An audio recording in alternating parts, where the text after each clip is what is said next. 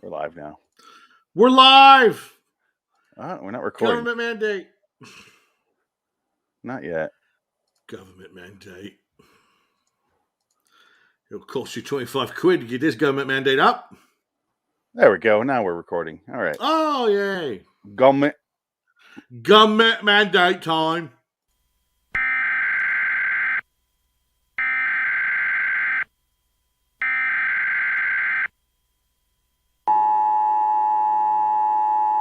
This is not a test. This is your emergency broadcast system announcing the commencement of the weekly podcast sanctioned by the government of Wonderland. Swear words of Class 4 and lower have been authorized for use during the podcast. All other swear words are restricted. Wonderland officials of ranking 10 have been granted immunity from the podcast and shall not be harmed. Commencing at the siren, any and all crime, including murder, will be legal for 1 continuous hour. Police, fire, and emergency medical services will be unavailable until the podcast concludes. Blessed be our Wonderland leaders in America, a nation reborn. LIW Anthology Series review is now in effect.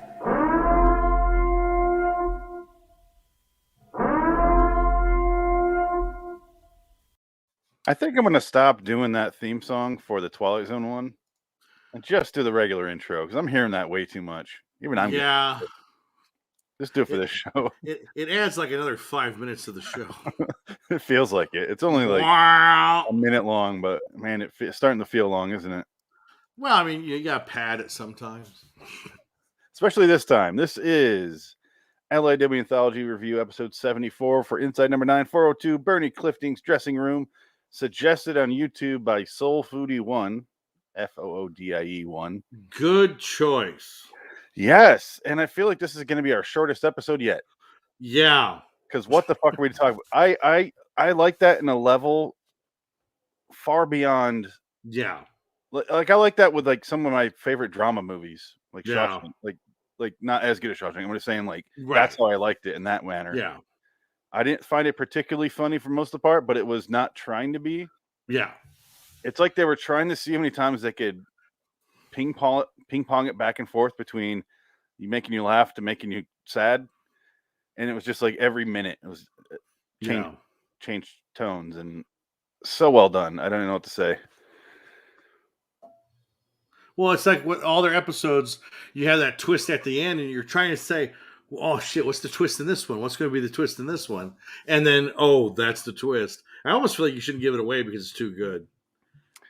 Yeah, let's save it. You do see, I mean, it's kind of there. You kind of see it coming, but it's like right when you mentioned it, it was like that's when you realize, that's what this is about. I didn't predict it ahead of time. I predicted it when the camera cut and you see something that wasn't there. Yeah. That should have been. And I was like, oh, there we go. No. All right. It's just, they're so good, with each other, acting wise and bouncing off each other. You believe that they were, it's kind of like it's mirroring their sort of relationship in the present time, even though it's not them at all. But it's like the alternate reality of, this could have been somebody, 30 years ago trying to make their career go again because you live in the age of YouTube. They can resuscitate careers, kind of. Yeah, everything old is new again with nostalgia.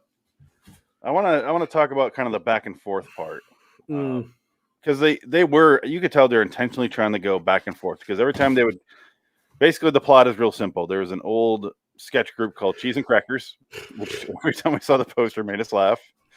It's like them and he's got the mohawk on in one pictures, but they had an old sketch show. They had one series that ran and canceled, and they're coming back after 30 years to do it again. He doesn't really say why in the beginning. He wants to do it again.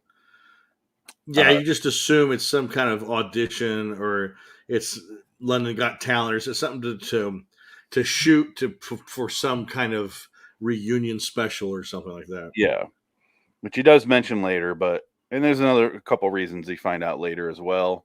Yeah. When he starts going through his bag. Yeah. But yeah, they start doing their sketch, the first sketch, and it's like he's doing a job interview and he keeps swapping out hats because he keeps doing like, we have a distribution center here in Leeds, and he puts on his Leeds hat and he does that accent. He's like, who ships to India, and he puts on that and a bunch of and then the Chinese hat. He do that. Oh, can't do that. It's racist. You can't do those bits anymore. It's funny. Yeah. He goes, they spend a minute after he says that by going, does that mean that we can't do the ching chong chong Yeah. whatever sketch or whatever? He's like, no. He's like, oh, okay. He's like, you can't call him a tribe. That's racialist. It's racialist. That was one of the better lines. Yeah, you can't make fun of someone that's not part of your tribe. Don't call them a tribe. You're being racialist. This is going to be just saying the funny jokes from it, and kind of. Okay, so after that, it goes back to like they clearly have like a checkered past, and that slowly gets revealed throughout it. And I don't want to give too much away. This is going to be the first time where we don't discuss the ending because the Bernie Clifton dressing room is like it's a running joke because they do it 3 times. Yeah, and it's that old rule where if you introduce the loaded gun in the first act, it has to go off by the 5th act or whatever it plays. But that's what they're doing with this. You're introducing, Chekhov's dressing room. Chekhov's dressing room. You got to use it sometime. And I went with the penguin or the peacock. Did he piss in the peacock and that was no good anymore? Or did he shit in the peacock? Shit in the peacock? She shit in the peacock's mouth. I don't know. Or maybe the head of the peacock because it was like one of those big hats you wear, or the big fake heads. It could have been a Sesame Street show they were doing. Maybe Bernie Clifton's dressing room. I wonder if Bernie Clifton is a real person. Isn't Bernie Clifton? He reminds me of that's Tony Clifton. Tony Clifton, yeah. I think Bernie Clifton might be real. I don't know, or it's a joke. No, Bernie Clifton's a British comedian. Yeah, there you go. British comedian. He's 85 years old. Known for his work with orange ostrich puppet costume Oswald the Ostrich. There you go. Well, there you go. It makes sense now. Now it's even funnier. Yeah. You could tell there's a lot of references to British TV shows. Oh, yeah, okay. So Halloween costumes now do that. Wow. But there's a lot of references to old TV shows and stuff in England that just went right over my head. Well, it's like all those English shows do, like Extras did that. Because Ricky Gervais had a bunch of old, like 70s and 80s performers on the show that kind of were like wiped out in the 90s or whatever, but they came back, and that's what Life's Too Short, the Warwick Davis show's about. It's like these old performers getting together, and he's managing them, and he tries to get them going, and then he manages little people, and that's what his job is. He's Warwick Davis, but he's not Warwick Davis. It's pretty funny. That show is great. That's another great British show. Yeah, that show's fucking funny. That show's pretty damn funny. And I tried to watch Extras, but sometimes Ricky Gervais, I can only handle a couple minutes at a time. Well, Life's Too Short. Warwick Davis is in it, and that's it. Ricky Gervais and Steve Merchant are in it, but they're in it in spurts. They're not in this whole show. It's more about Warwick Davis, so you'd probably like that one better. Yeah, it's weird because I would say I am a Ricky Gervais fan. It's just small doses. Yeah, small little.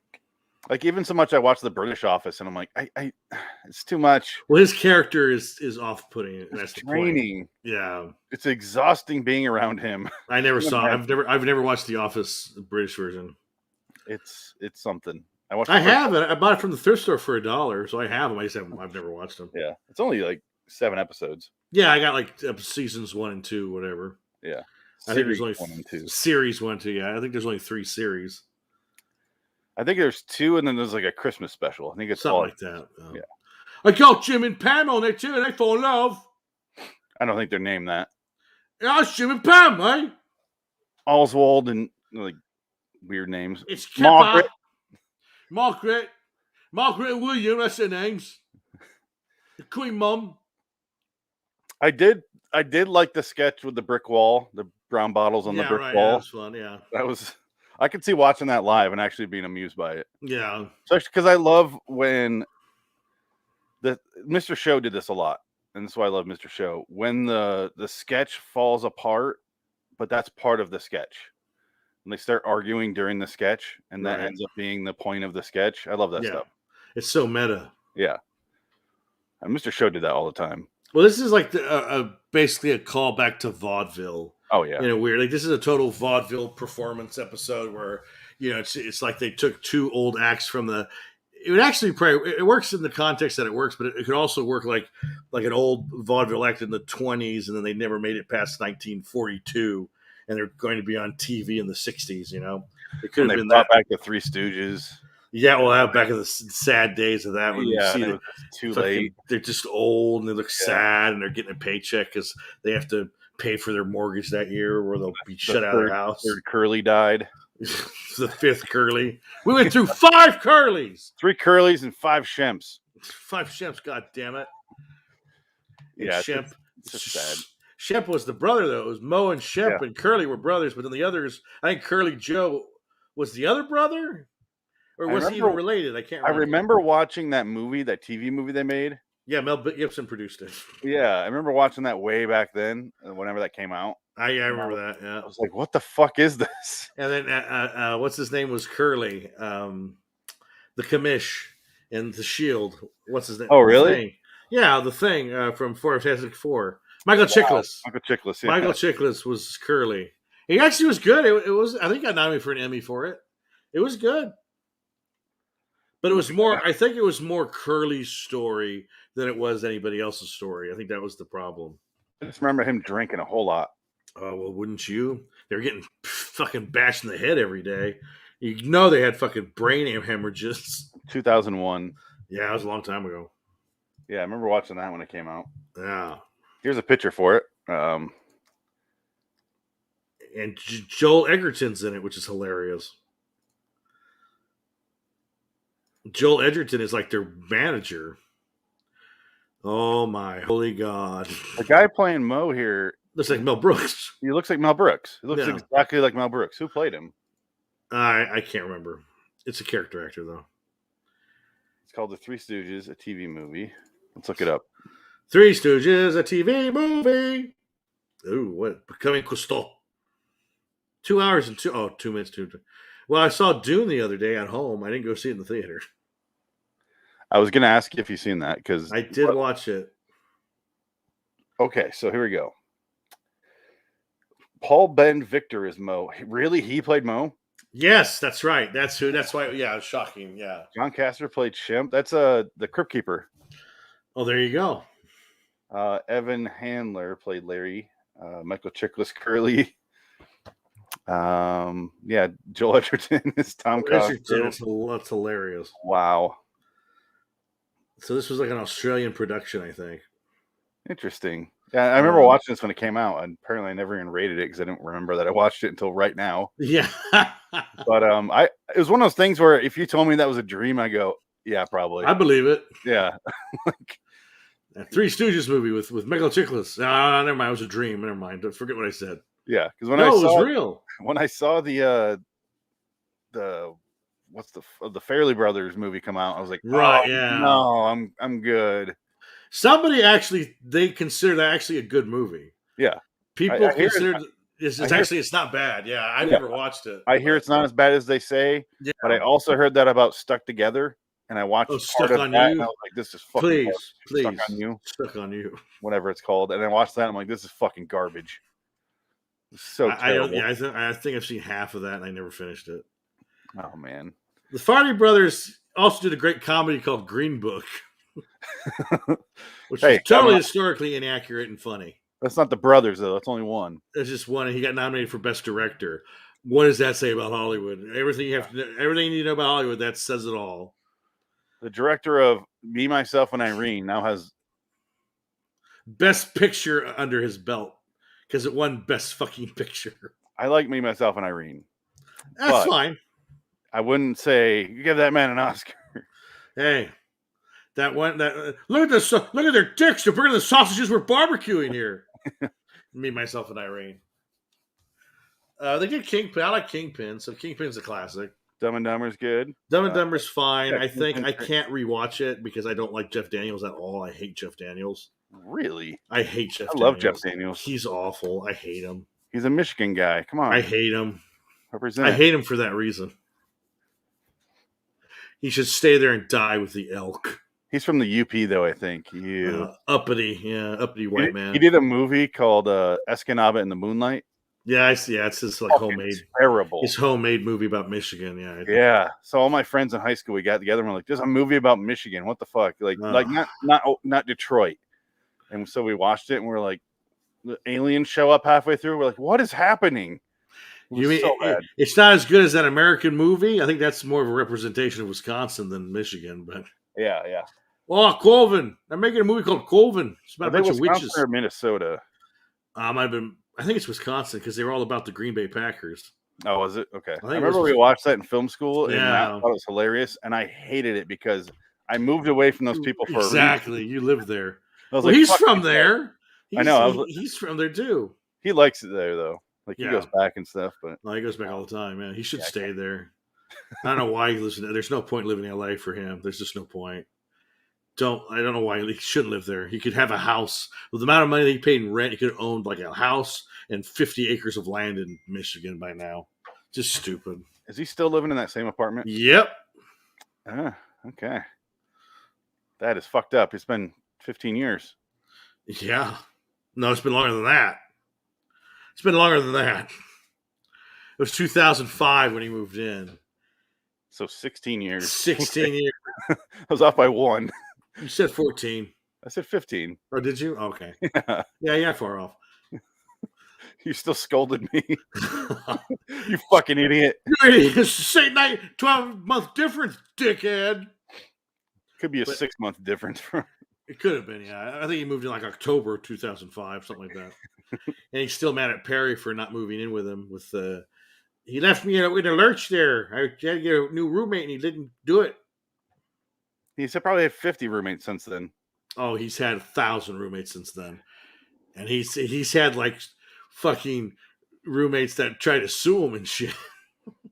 Christ. That's hilarious. He's gone through a lot of... He picked some people that just did not clash with him at all. Sometimes he did. Sometimes he didn't. Like, it was just like it's not 50-50. It's more 60-40. Because he had a lot of good roommates, but he just had a lot of people that just were not a good match at all. Yeah. That's why I was like, I can sit here and live in LA and get a bunch of roommates and be fucking miserable because I hate having roommates. Yeah. Or I can just go somewhere else, get a house. And there's no point. There's no reason to live in LA anymore. No. You're not going to get a job as an actor in LA anymore. That's not happening unless you're related to somebody. And if you work on a crew, you're going to be working on a crew in some shitty movie where the DP is going to get shot by Alec Baldwin. I was just going to say Alec Baldwin will shoot you. Yes. I don't want to laugh at him, the director of photography, because that's fucked up. But like, it's funny that it's Alec Baldwin. That's the only funny part about it. Well, no, yeah, but I guess that movie is like, it's not going to be. The producers are going to go to prison, and that's just the fact. That's going to happen because I guess that whole movie has been a clusterfuck from day one. Like, they haven't been able, like, they're 4 hours away from LA or something, and they have to drive 4 hours back and forth like every day. And they're saying, like, give us hotels. And they gave them a cheap ass hotel that's shared by homeless people. And like, that's not what we want. Like, that's fucking ridiculous. We're working 18-hour days. Oh, they're shooting in Santa Fe. Yeah. Whatever city they're shooting in. Yeah. The nearest hotel that's any good is like 5 hours away. Is the movie based? I don't know much about the Rage video game. Is it based on that, or is that? I have no idea. Does it just happen to be called Rage? It's called Rust. Rust. Sorry, it's about Rust. It's about some guy named Rust. It's like a true story. Okay, never mind then. It's not Rage. Yeah. No, but now, that movie's never coming out. Now that movie's done. It should be called DOA. It's not happening. My question is, okay, you pick up. It's a Western, unless it's a steampunk Western. Why was he able to fire multiple bullets at multiple people behind the camera? That's the thing. Bad positioning. Like, and I guess they say, like, you could tell the difference between a loaded gun with blanks and a loaded gun with a real bullet. Not for Alec Baldwin. Well, apparently not, because he shot the DP and it went through her into the director. Oh, that explains it. Because I didn't. Yeah. I just caught the story right before we got on the air. Yeah. So I saw that and I assumed it was multiple bullets, and I'm like, "What the fuck was happening? How do you bang?" And he shot him. Unless it was like. Well, I still don't know. It could have been. I don't know. But what's he doing? Like, you're not supposed to point the gun at anybody when you like. You should know where That's any what I'm human, saying. just in case. That's like 101 movie shooting People 101. get Like, Brandon Lead for real. Like, don't fuck yeah, around with that. It's not worth no, it. just in case. Someone could put a penny in the bullet, right? Someone could put a penny in the barrel. Yeah. That's like Prestige. Yeah. I know you Some meant. asshole could put a penny in the bullet. It's dangerous, chamber. Sarah. In the barrel. In the barrel. Oh, it still hurts. Pulls a hole through his hand. Oh! What kind of knot did you tie? I don't know. That's a classic. How do you not know? How do you not know? That's in my top 10. Oh, I love Prestige. Yeah, I've seen Prestige probably 100 times. I went to the theater over and over. Yeah, that is a great movie. It was that and Rocky Balboa at the same. No, actually, that came out later. It was that and Departed. I saw both. Every day I saw both movies because I had nothing to do in Mississippi. Wow. Then I came back to Michigan later, and they were playing Prestige, and we just did the same thing over again. Kept going. It's like fucking love. And it came out, and I went out and bought that movie like late at night when it came out. Yeah. It was just, I was waiting for it. I'm like, yeah, here we go. Abracadabra. A magician gives you something new. The only thing I don't like is what's her name in it? Black Widow. She takes you out of the movie. She's not. Yeah, she shouldn't be in that movie. I like her. Yeah, she's not bothering me. She's just not. That's not. She shouldn't be in that movie. I think that was a studio. That was a studio decision. Yeah, and like we have to have a big name in this movie. Then we got Batman and Black Widow in there. We got Batman, Black Widow, and Wolverine, and Alfred. I was just gonna say Alfred. Yeah. I'll bury you. I'm gonna bury the Waynes. I buried too many members of your family. Goodbye, That's the one bad thing about Dark Knight Rises, because like when I was in the theater the first night I saw it, and they had that scene where I used to go on holiday, and I would order myself a Fernie Blanca, and I would sit there, and I'd see you, and you'd nod at me, and I'd nod at you, and I knew that you were okay. And I said, "Oh, that's the end of the movie. You had made it. That's the end of the movie." I was like, "Oh, that's how they're gonna." It didn't bother me when it God happened. Damn it! The more I watch it, the less it bothers me. Yeah, I mean, I was like, oh, I know, because I had the same exact thought. I'm like, when he blew up, I was like, he's fine. He's coming back. He's not dead. It just stuck a pin in my brain that was like, this is gonna come back because Nolan. He just can't. But I mean, it's fine. It's still fine. I enjoy the movie. People have so many issues with the Batman movie, and I'm like, it's a fucking Batman movie. Yeah. It's amazing that it's a fucking solid movie. Just let it go. Yeah. Like the fact that how did he show up again? He's a billionaire. Yeah, I hate that. I hate that. Favors. That's such a plot point. How did Bruce Wayne get back into Gotham? He's fucking Batman. Yes, exactly. I mean, Jesus Christ, the guy was missing for 7 years, living in fucking Croatia and shit, and he gets back to Gotham, and you're questioning how he got back to Gotham this time? You can't question how a billionaire can make a phone call for a favor. Yeah. I need a plane trip right now. Oh, my God. So stupid. How'd he get back in? Shut up. He's fucking Batman. I mean, How'd he get burned? How'd he get burned? So that's what that's like. Oh. Hey, I've always said I like Dark Knight Rises. It's more entertaining than the Dark Knight. It's not as good as a movie, but it is more entertaining. No. Well, yeah, I mean, I can watch The Dark Knight. I've seen it a million times. I can watch that movie over and over. Dark Knight Rises, I'll watch it and then stop and then come back to it. Or just because the beginning with Peter Baelish from Game of Thrones, he's so overacts as a CIA guy in the beginning, where he goes, "We didn't want to bring your friends." We're at the Dr. Paul. Dr. Paul Vick or whatever. He goes, "We don't have enough room for your friends. They're not my friends. Okay, bring them on board." Littlefinger. And so, he's so overacting. They told him to yell because they're on a plane. He's like, I'll do this weird voice. All right, he didn't talk. Who's next? Or perhaps he's questioning why you would shoot a man before throwing him out of a plane. And that dialogue was fucking fixed because I saw the prologue and it did not sound like that in the first prologue. Christopher Nolan likes to say, "Oh no, it's all on purpose. I did all right." No, he fixed it. He knew he fucked up, and he fixed it. I love Bane's voice, so I'm It's great. glad they fixed it. Yeah, no, because you can't understand him in the other version. Why did the man throw you from the plane? It's like, what? What? Shoot that guy too. You're a big guy. You shoot a man before throwing him out of a plane. You're a big guy. For you. What? For you.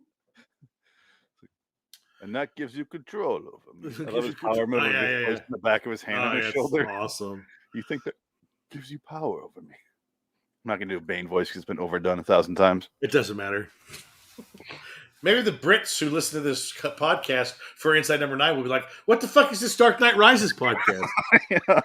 Holy shit. I honestly forgot we're here to discuss Bernie Clifton's dressing room. Yes, and we had to pad it somehow. We're talking about whatever is just because we don't want to give it away. I just want to say, watch this episode. Yes. Watch it. It's so poignant. I told you before that we talked about the Scrubs episode with Brendan Fraser. Every time I watch that, I get like, it just hits me. I'm like, I'm not crying. But this got me too. I was like, fuck. Oh, man. I'm a pussy with this stuff. I don't care. Oh, no. It gets you. It's like, oh, shit. Yeah, oh, they did go there. Oh, fuck. I have no shame admitting when something makes me emotional. And this was starting to get me. And I was like, oh, fuck. Like, okay, so speaking of that, yeah. This may not have affected you at all, but I think it has to do with the music, combination of the music and the line delivery, because the music swells when he does it. A Field of Dreams, when Kevin Costner goes, "It's my dad," and then like that scene they're talking, and then his dad starts to walk, and he goes, "Hey, Dad, you want to catch? I'd like that," and then that music swells, and you're just like, Here's a shocking revelation. I've never seen it. Oh, I have good. never. It looks bad to me. I've seen too many Kevin Costner baseball movies, and I was like, no, I'm good. It's a good movie. It's worth watching. I think you should watch it. It's good. It even has the White Sox, and I'm like, it's good. Yeah, no, it's James Earl Jones is fucking funny. He's the best part of the movie. Is James Earl Jones.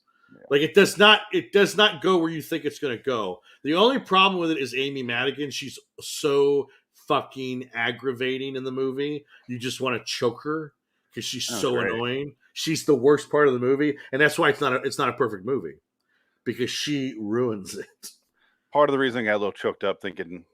Yeah, well, that's what I was thinking too. Yeah. Because I've had like 3 dreams with Adam lately.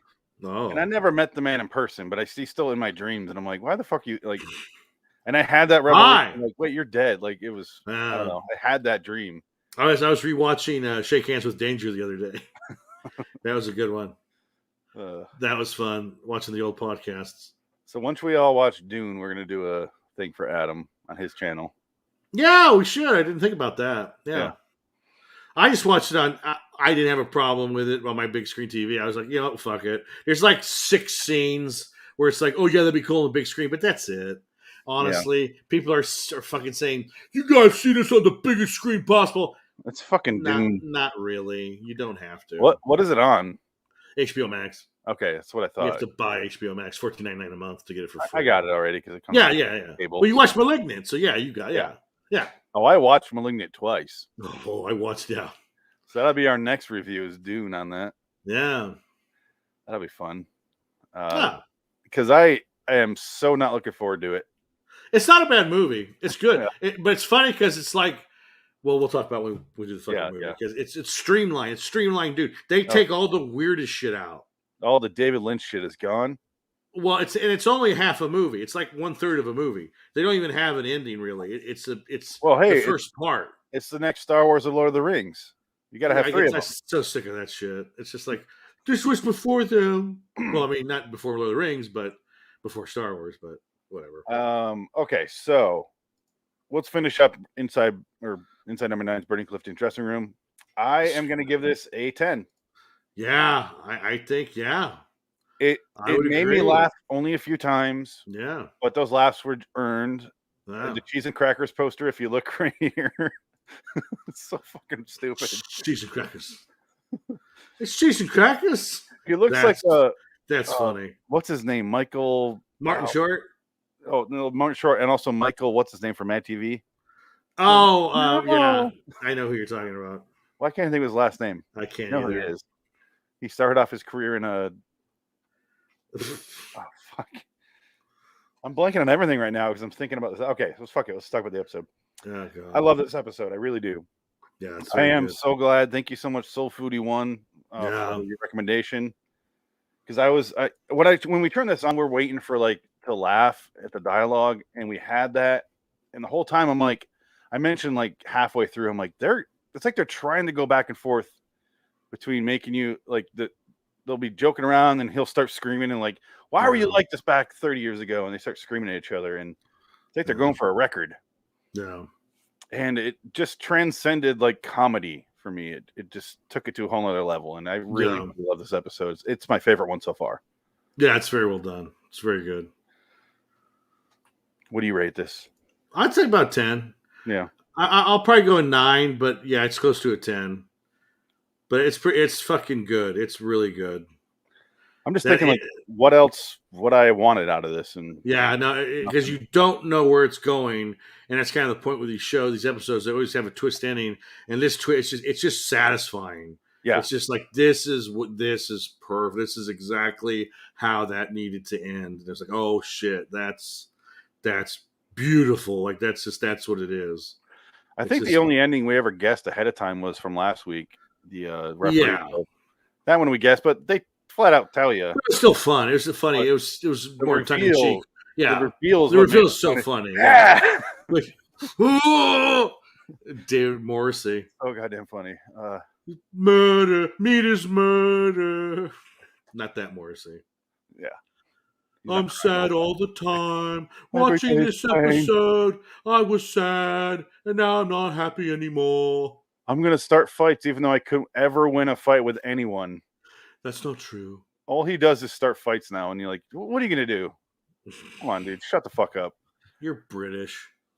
You and Robert Plant go fight it out for Pussy of the Decade and get the hell out of here. Oh, God. It does display their acting ability. Oh, yes. That's what it's, yeah. If this better have won a fucking BAFTA. Especially Reese.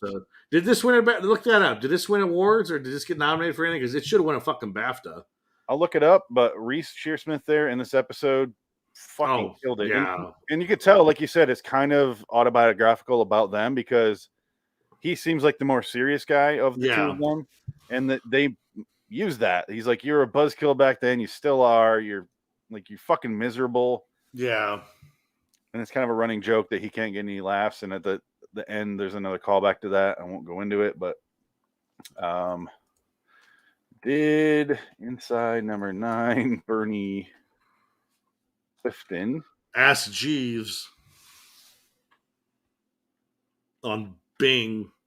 They really should have won some awards though. Well, it should. I mean, if they haven't won awards, I don't know what's the point of doing anything if they haven't gotten a BAFTA for writing at least, or some kind of artistic award for this shit. Oh, this is BAFTA website. Oh, God. Steve Pemberton for Inside Number 9's winner acceptance speech, male performer in a comedy program, Virgin Media British Academy. That's for acting. Okay, which is still granted warranted. And that was 2019, and this episode came out on January 9th of 2018. So I don't know what they won for specifically. It's probably for that 2019 season. Oh. Yeah, so he does say this episode, Bernie Clifton's dressing room is all about a double act, and I feel totally bereft tonight without Reese Shearsmith standing next to me. Everything you do in Inside Number 9 we do together, and that includes winning this award. So Reese, this is absolutely for the pair of us. So actually, looks like Steve won. He won for acting in that episode. Yeah, not Reese. Who I would have gave it to Reese. The more serious, because he had a lot to do in this episode. Yeah.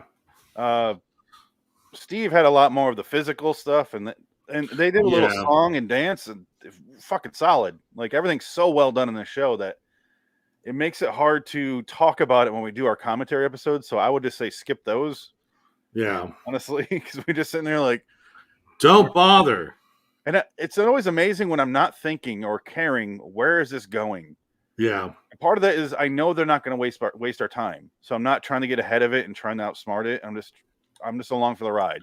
Okay, so they just won the BAFTA award for best writing. And there's a bunch of them. There's more than them. And they won in 2019 TV Performance Best Male, Steve Pemberton. A winner 2019 multi-camera directing. Winner television writer comedy. Okay, so they've won 2018. Good. They've won 2014 BANF Rocky Award Best Entertainment Program. So they've only been nominated for BAFTAs the last like 3 years. It appears to be when they really started to gain their popularity. But they've gotten a Writers Guild of Britain Award winner 2018. 2019 they were nominated. Okay, so yeah, they got a lot of awards. They've won a lot of awards. Honestly, yeah. So yes, very well deserved winners. Yeah, winners. These guys, fucking great. And yeah, this episode was amazing. And I know why there's a loyal fan base that there is. And we drank the Kool-Aid. We're definitely because we both say like I want to go watch it on my own. It's I know, yeah. hard to restrain myself, and I still want to show the wife the was it Long Night? What was that episode called? Quiet Night In. Quiet Night In. Yeah, I want to show her that episode because I think she'll like it. Yeah, that's a good one. Yeah, it's a fun one. It's easily accessible. Yeah, this would not be an episode I'd start with. No, well, I mean, you could, but yeah, but I wouldn't want to be like this show's hilarious. You got to watch it. Let's watch this one. No. Sick bastard. She turns British. What's wrong with you? All right, let's get out of here. We said all we can say, and we also talked about Batman for a while. Yeah, we can do that anytime. Just say, go watch this episode. I hope I didn't spoil too much. And let us know what you think in the comments or at LIW Anthology Pod on Twitter, because I'm curious. Because everyone was a fan of the show, of Inside Number 9, rather, not us. There's no fans of us. No. Everyone's a fan of Inside Number 9, has been super informative and awesome about talking about it. That's why we keep doing these, because the show's amazing and it's interesting. And they don't promote us at all. And you think there'd be a bigger fan base for Inside Number 9. It's just, I don't know. Maybe if they put all the seasons out on HBO instead of 1 through 3 or whatever it is, 1 or 2. But I don't know. All right, let's get out of here. So you want to pitch your new show? King of the Scream. I just smashed the shit out of my shin on my table. Oh, King of the Scream. We review the adaptations of Stephen King novels into films, and that'll be a recurring nightmare. Screen. King of the Screen. It sounds like you're saying scream every single time. King of the Screen! Our Wes Craven podcast. Wes Craven, King of the Mediocrity. King of the, wait, how is he regarded as a horror icon? Oh, they love him, and he like if they talk about him when he wrote the fucking Nightmare on Elm Street 3, they said the script wasn't that good, and he kind of went a little too far with Freddy, and they brought him down a bit, made him more funny, and he was just like he made him really malicious, and instead of bitch, he'd say cunt. So they said like the Wes Craven version is like way more, it's like very, very evil and mean, and I'd love to watch that version. Welcome to primetime, cunt. Video games will rot your brain, bitch, Breckenmeyer. You fuck. You fucking cunt. What's the matter with this bitch? It's not my fault that she's dead on her feet. I know you said you don't watch Rick and Morty, but in the first season they have a great episode. I saw that one. Yeah, Scary Larry. Scary. I saw that. It's scary too. Yeah, that one's funny. That's a good Listen, one. bitch. Hey, you keep that outside. I'm sorry. I'm sorry, dear. Yeah, that's it's a good show. I've seen it. It's funny. I'm not the biggest. I don't. What's his name? Harmon just doesn't do it for me. Dan Harmon is either he's huge good asshole or he's super nice. Yeah, there appears to be no in between. Yeah, I just can't. He does talk down to people. Yeah, too much for my liking. He talks down a lot. Like I love Community was really good, but then I try to go back to rewatch it, and it's not as good as the first time. So it's like, maybe it doesn't have that lifespan. Well, what I did was I watched it about 2 years ago now. I'm gonna go back in like a year or two and watch it again. That way, it's completely fresh. Yeah. Well, good luck finding that Dungeons and Dragons episode. That's not on streaming. They cut that out. They took it off because Ken Jeong's in blackface because he's a dark elf. Wow. They took that off streaming. There's an episode of It's Always Sunny they took off of Hulu. And for the life of me, I can't figure out why. Which one?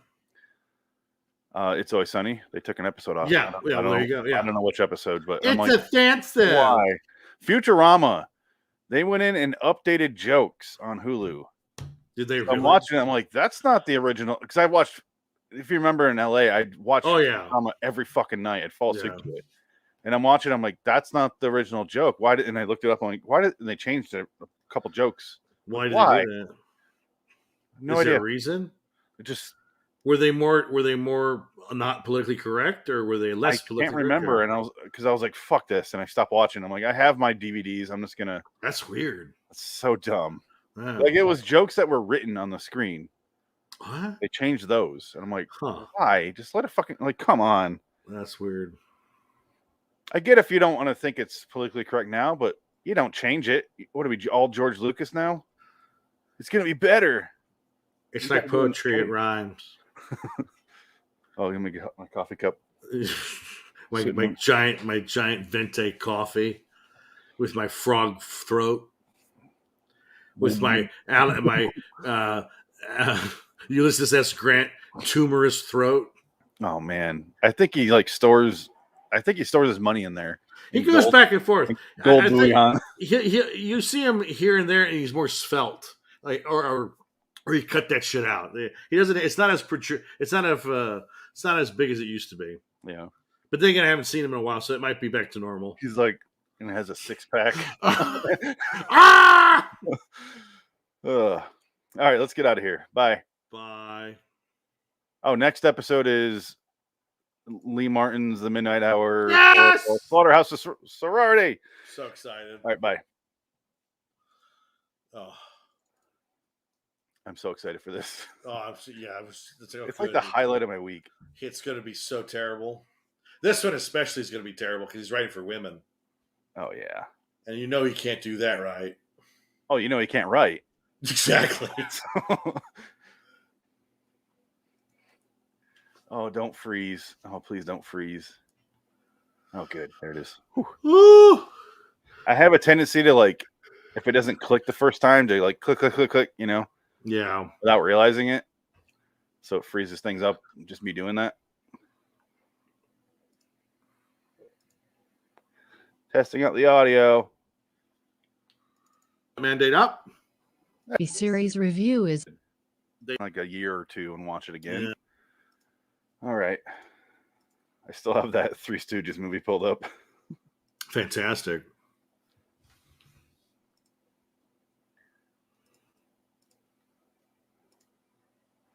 All right, 40. How do we talk about that for 42 minutes?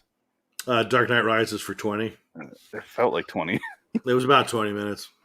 Prestige, yeah. Yeah, Prestige. You went to old Nolan. He's British. It counts. There are too many members of the Wake family. He's retired. Who else just retired? I forget. He's not. He said that wasn't true. That's not accurate. He's not totally. But he looks like he's about dead. So yeah, I think he's going to be dead before he's retired. You know when they have a little bit of weight, people have a little bit of weight. Yeah. And they're 80, and then suddenly they get really thin. Yeah. That means they're on their way out. Yeah, that's what I saw when I looked at him. Yeah. I was like, oh no, it's happening. He's gone. Well, if you saw Tenet, he's in it for 5. He's sitting down, so that's when you know they're on their way out. Is if they're doing their cameos at a table. Yeah, that's the last thing I saw him, and I was like, oh, he's really thin. And Christopher Lee in Dark Shadows, that was the last thing he did. He's sitting at a table, and he wasn't even there. They put him on green screen, and you can tell his head is floating. He's not there. Cameron Mitchell for 25 years. Close the fucking door. Put me in a wicker chair. Yeah, there's a script right here. I want to read the script. I'm not memorizing. Cue cards. Do that. All right, let's do it. All right. Oh shit. Well, he started filming everything in his house. His last 10 movies were just at his house. There you go. Oh, you didn't hear me? It popped out.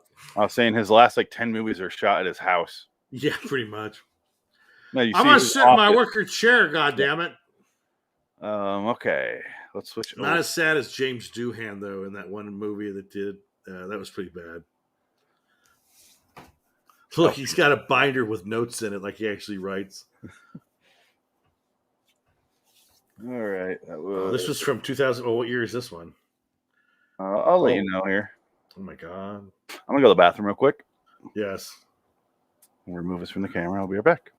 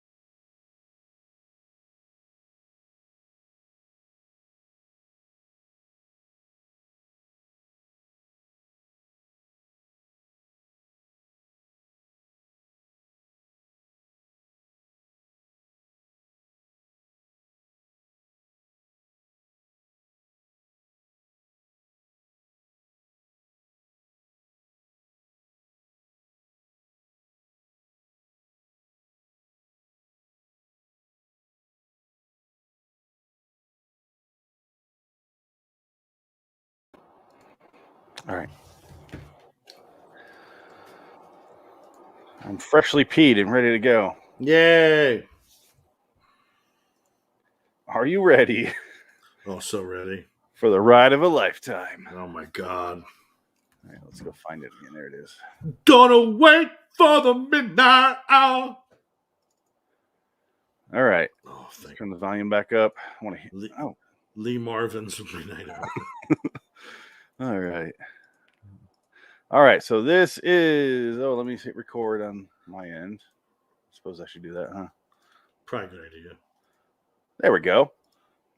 All right, now let's play. And this is Lee Martin's The Midnight Hour 404 Slaughterhouse Sorority. Did not win any BAFTAs. Yet. Stay tuned. Following program contains content which may not be suitable for all audiences. Viewer discretion is advised.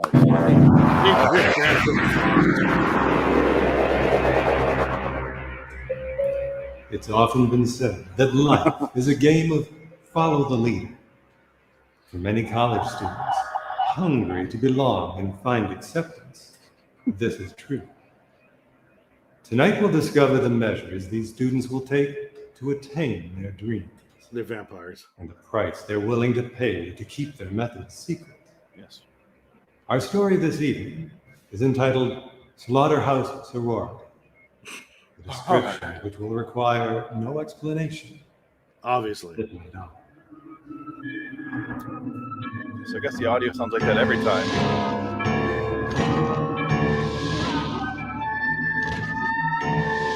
Slaughterhouse Sorority.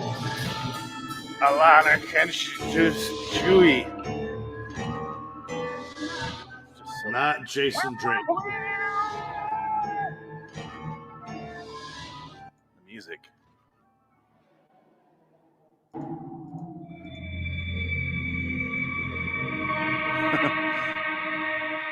Find a sweet spot here. That's the least haunting dog I've ever seen. Get it. Oh no, not the dog. Did you make that noise?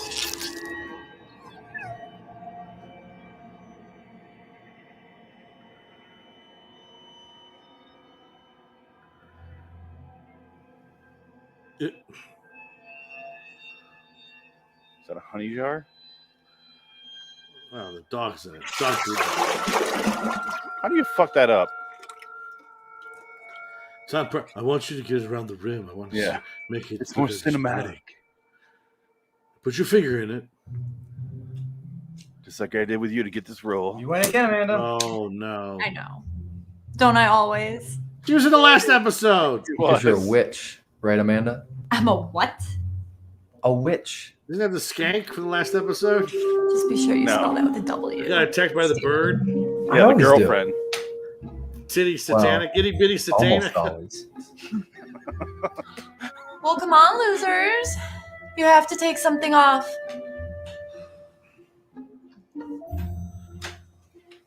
Oh, I already lost my shy. shame showing up for this show. I'm shy. You're gonna see my awesome tattoos. Oh, I got that swastika tattoo I'm trying to take care of, I have Me anger too, Donna. problems. Come on, Donna. I'm waiting for He this does moment. got a swastika tattoo. Ugh. Yeah, that's not a good look. If that guy got those tattoos, that's like Come he's on, not man. tough at Loosen all. up. Look at that. It's got to be a fake tattoo. I can't take off my top. But this show can't Aw. afford fake tattoos, She so that's can't not a take fake off her tattoo. top. She'll catch cold. But that's not it. It's just that. Well, it's just That what? I'm not wearing a bra. All the reason to take it off, Donna. Don't touch me. I mean, Ha! keeping this on. Look, man. Take off your pants. No one's gonna make you do anything you don't want to do. Take off You're the just fucking kidding. shirt, you bitch. Actually, at- we're not. They made me do this We all tattoo agreed on my to body. play Look at this strip tattoo. It's poker until ridiculous. one of us was raw, Donna. Raw. It's no fun if someone backs out. She's a great actress. Yeah, everyone look at my girlfriend. Yeah. No, I can't do this. I can't do this. No, my mom's watching. Just play along. I said no. It's just Now drive me back to your my top. apartment in Kalamazoo. Just leave me alone. I knew it was too good to be true. Okay, Donna, you don't have to take off your blouse. Ugh. You have to take off don't. your pants. No, you don't. But you still have to pay a penalty. You mean like money? You know Jake and I are broke. They're not even drinking. Not money, Donna. Amanda and I have more than we know what to do with as it is. I thought this was about sororities. What Yeah. are you afraid of, Donna? What's going on? What is A few this? things, I guess. They're at Grandma's house. Jake says you have a pathologic fear of blood. Grandma's haunted You mansion. told her? What? It wasn't like it was a secret, right? Ugh, Jake. She's afraid of blood. What? It's a good thing we killed that dog on the off screen. Have a bucket of blood in the backyard. What? Whose blood? No worries. Won't be any of ours. Follow me, dears. What? I got a feeling she's not going to put a shirt on this entire episode. No, and neither are they. Oh, that tattoo is so awful. The cards? Yeah, it says life's a gamble. Like, why would you tattoo Does it really? that? It says life's a gamble, and it's got cards all over his forearms, and he looks terrible. It's a horrible tattoo. If I want to take a snapshot of this and just be like, hey, what was it like growing up in Michigan? I'll just show that picture. Life's a gamble. Oh. She's got a tattoo too. Oh my god. All right, what is this? Let's make it or break it day, Jake. What? All right, you two, here's how it is. Life's Donna a gamble, got in bro. on a swimming scholarship. Jake got in on a baseball scholarship.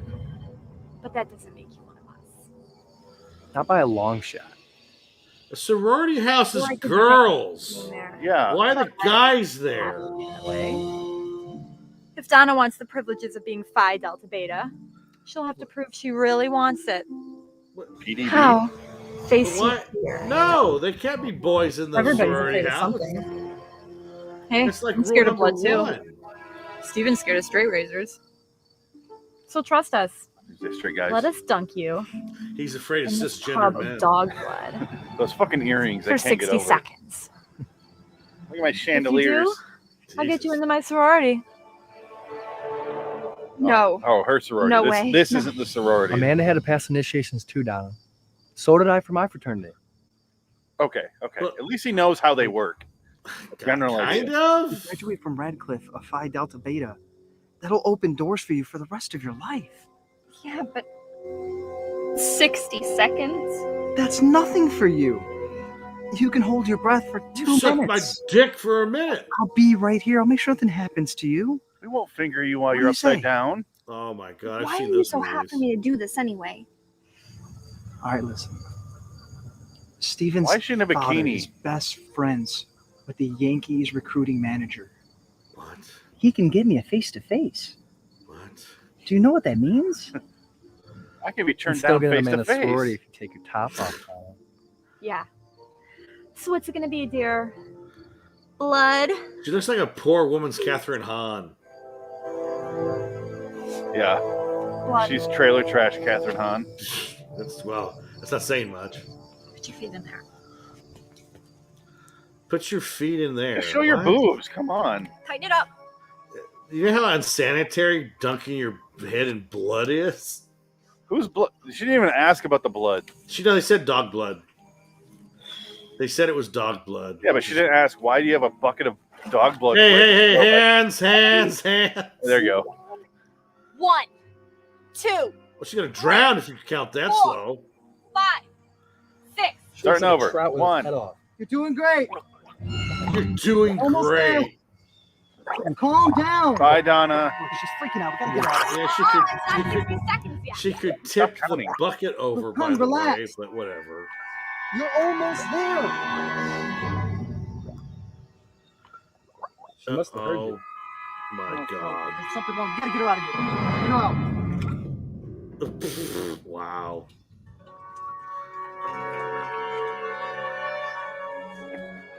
I have this great story idea for the Not show. breathing. Are you We sure? put a girl's head in a I'm bucket sure. of blood and she How could this drowned. happen? She's a semi-pro swimmer. Accidentally. She's sure to have a hold her breath longer than that. She panicked and freaked.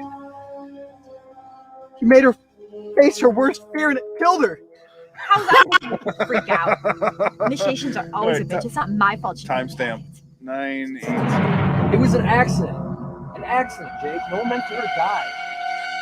Look, it's getting late. We need to figure out what we're gonna do. What are you talking about? All right. Here's what happened. We were at the house playing cards. Donna got bored. She so fell she into this decided bucket to of go blood. for a swim. She decided to drown When herself she in didn't dog come blood. back, we went to the pond and found her floating. Pond. No, Pan. we found her floating in the pond, dead. In the pan. There's nothing we could do. Oh my god. Can't do anything. She's in the pan. Let's go get some Panda Express. I can't get over that. The pan. Tell the truth, we lose everything. Radcliffe, your scholarship, your pro career. That won't bring Donna back. Can you at least be sad for a second? They can't act. The first thing he We'll did take was her to the like, oh, pond she and was clean her shitty up. holding her breath there. And she lied. We And he had had her hours hands to around her call coochie. the police. Agreed. Jake, what do you say? Jake, Well, life's a gamble, man. You know me. Agreed. It was an accident. I can't believe this is the poster. Steven, you and Jake take her to the pond. Take off her blouse, wash it, and hang it on a branch or something. Oh, yeah, we're going to see the boobies. Yay. Joke's on her. And what if someone sees us? there's nobody around for miles. Nobody's at the Almost pan. nobody can, but she never comes up here anymore. It used to be Indian hunting and burial grounds. Shut up and get moving. My God. I mean it. Here's a casino up at the pond. In the pan. In the pan, there's a nice casino there. But other than that, the Indian bear. Oh my God! 3 months later, really?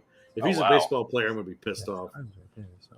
Just won a World Series with the Yankees. How in 3 months? I'm gonna go join the Yankees right now. That's cool. Jake, wait. Jake, wait. Mr. Snake Roberts, how you doing? I don't need to ride back to the dorm. I just came from there. Ann and I have been looking all over campus for you. For what? You got something in the mail today. So? It's from Iron Mountain. Look at the return address. Go on, look at it. Yankee From the Town, farm. New York. The farm. Amanda's aunt still lives there, right? Why would your aunt be writing me? She didn't write, you fool. I already told you. My aunt never goes there. She lives in What? Florida now. What? You fool. Okay. Pause. What? He got a letter from the farm where Donna died that the girl's aunt owns, who's in Florida and doesn't ever visit. Right? I'm guessing.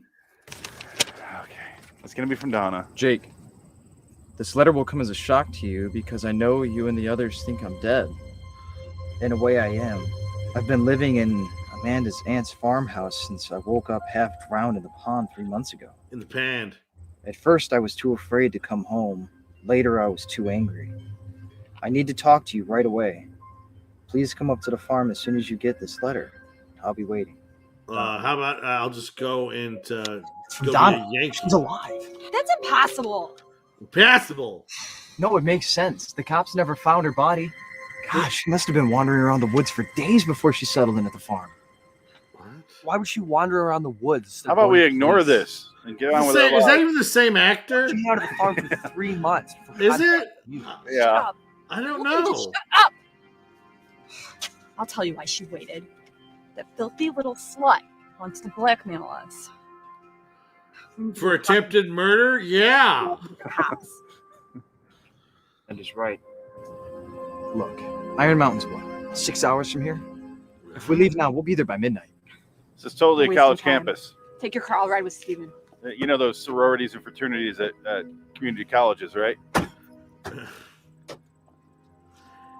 This has nothing to do with a sorority house. Where did this car come from? Wait, good parking job, asshole. He killed his girlfriend. He's a bad man. And an He even didn't kill her. worse Parker. She lied about how long she can hold her breath, okay? That's true. She deserved it. You're afraid of blood, so I'm going to remember that for a future reference when we play strip poker and you won't take off your shirt. I'll just put your face in a bucket of blood from a dog that I killed for no reason. That'll show you. I'll show you. And you want to be in our sorority, which is 6 hours that way. All the lights are out in the house. She must already be asleep. She's not sleeping. The front door is wide open. She's dead. That stupid hag probably trashed my aunt's house. Looks like she's waiting for us. Come on. Let's That see is what not she the has to same say. actor. No, you guys go. It is. I don't want to talk to her. Amanda, if she's mad at us, it would help if you explain things to her. No. Amanda's right. I was Donna's boyfriend. And she wrote me the letter. I'll go kill her. I'll go see what she has to say, and you guys come in later. What? Jake, wait. Take this. Just in case she's Crazy? Donna wouldn't hate me. It's a fucking toy gun. I have That's a bad feeling. it's the gun that the Joker I wish has he had in taken Tim the Burton's gun. Batman. Shut your That- damn Oh mouth, my Steven. god.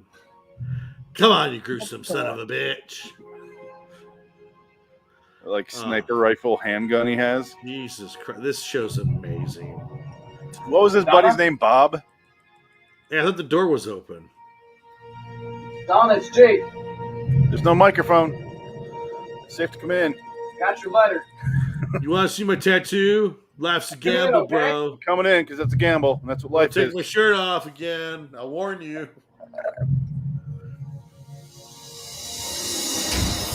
There's some good trivia for this Did you episode. see that?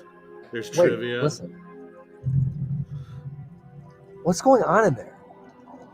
Nothing entertaining. Let's not watch The it. door's not open, by the way. Why in don't the they turn on show. lights?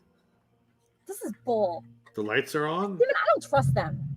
Get in there and find out what's going on. Take the gun, you dumb. Ha! Take the toy gun.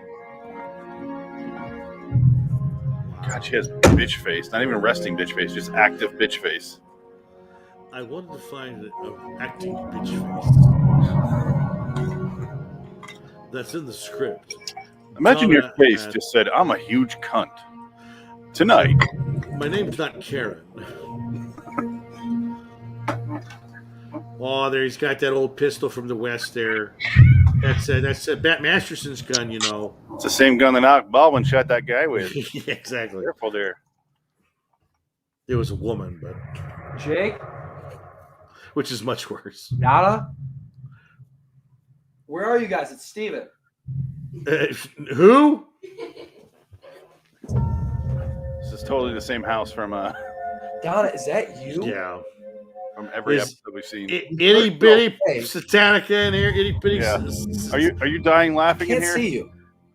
Do you got no more eyes? The birds picked your eyes out. Wait, I'm gonna rewind and have her say that again. God, it's dark in here. You should keep that on record. We can Look, use Donna, that.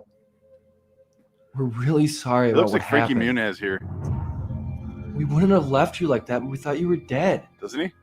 A little bit. Yeah, a little bit. Donna? I guess Skeet Ulrich is saying that, or There you either are. Skeet Ulrich or Like I no, the was other saying. guy in Scream that his character Things just survived. got out of hand, you know? I bet it's the guy, the boyfriend, It's supposed to be funny. wearing her wig. Mm-hmm. But we're glad you're okay, you know? It's not we're, that we're clever. glad. No, it's not clever because they rip off Psycho, so it's fine. No, Why don't you say something? he's never seen Psycho. What are you doing here in the dark? Where's Jake? He saw Jake's by me, Steven. Just come see for he yourself. saw the Tales from the Crypt episode that ripped off Psycho. Then that awful episode. Life's a gamble, bro. Oh no, I guess it's not him. Now he's dead on the floor because there's no. She's a vampire. I get it. Come on. Wait.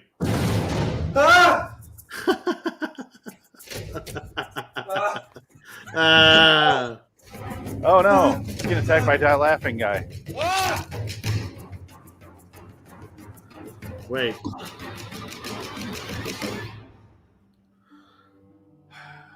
My face He is wasn't. hung. That wasn't even the same shirt, by the way. That corpse was wearing a different shirt. Well, the corpse was wearing no shirt at first, so someone put her shirt on it. They took the shirt off. Remember? No, he had no shirt. He had a shirt on. Yeah, but they said they're going to take it off. No, but the guy that was down on the floor was wearing a different shirt. Oh, okay. It was like another actor. I thought you meant her. No. Not blood on that knife at all.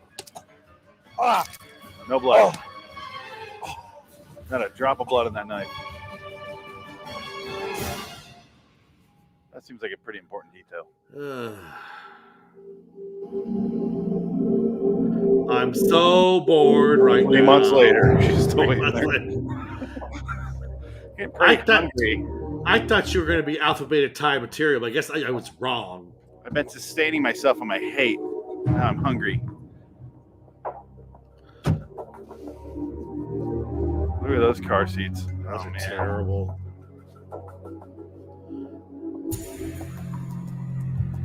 The door's closed.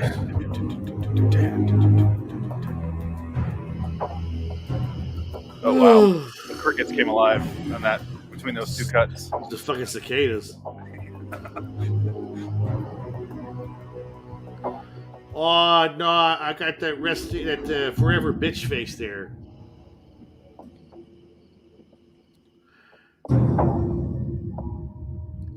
All the cicadas died at once. I love this shot. I hope I keep seeing it. Steven? Yeah? Jake? The Where snake? are you? It's time to go. Who is that, Donna? Wow. I thought you died in the pan, Dana. Where are Steven and Jake? Well, they're helping me with a little surprise. For you. Is it going to end like that Night Gallery I got a episode gun, all around the Donna. table? I'm not gonna let you ruin my life. With playing cards? Everybody thinks you're dead, so if I kill you, no one will even know. You hear me? Oh, that would be You too hear clever me? for the show. She's got another gun.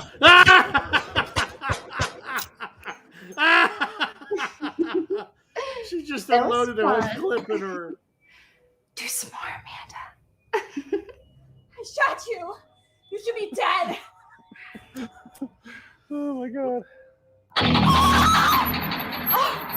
You're a Halloween store prop. It's Donna. They're dead. Of course she's dead. She's been dead since the day we left her in the pond. No. I went back and fished her out before the police got there. I put her in the big fridge in the basement. You know, I've always been afraid of dead bodies, but I couldn't imagine never seeing her again. No, she talked just now. She talked to me. I heard her. You mean like this, Amanda? Called it. After Donna died, I missed her so much. Notes from that last It was easier if I episode. pretended to have conversations with her. After a while, I could even speak in her voice. But the letter. Who sent the letter? I did. I skipped class last week and Mother mailed it to myself. Jake, what did you do to Steven? Where is he? Steven's still playing the game. Remember? The fear game? Except Steven lost the game. So I made him face his worst fear. The fear of knives. And now, it's time for you to face your worst fear.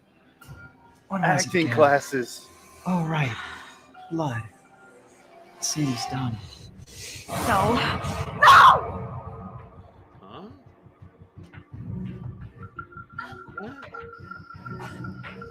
Jake, stop!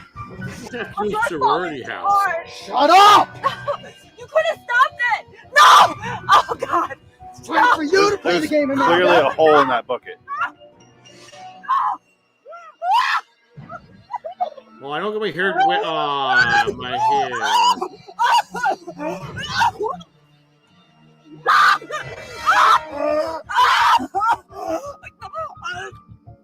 You see, this could be on Shudder. Yeah. It's of that quality.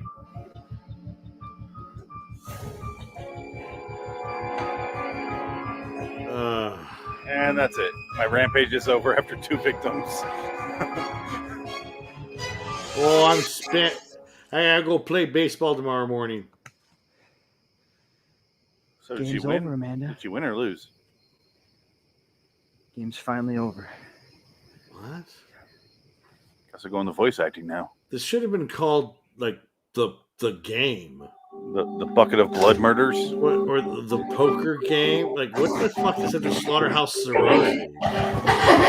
Somebody in there? Who's there? Say something.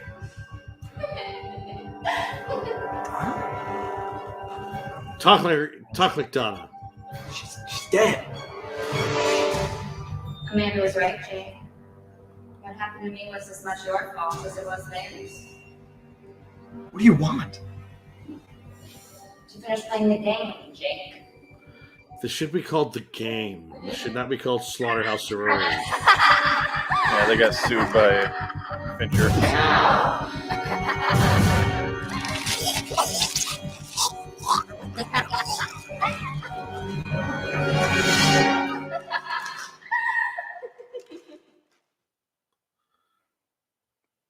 What the hell was that? Stephen and Jake finally paid for their game of cruelty, thanks to Jake's homicidal vengeance and Donna's return from the dead. We hope you've enjoyed tonight's story. Wow. Relive the fear every week at the same time. The fear of good acting and an all-new episode well-told of stories. The Midnight Hour. Wait. And Amanda, Stephen, and Okay, he just said, I hope you join us and relieve that fear every week and join us again next month. Jake finally paid for their game of cruelty, thanks to Jake's homicidal vengeance Yeah. and Donna's return from the dead. Okay. Here we go. Ready? We hope you've enjoyed tonight's story.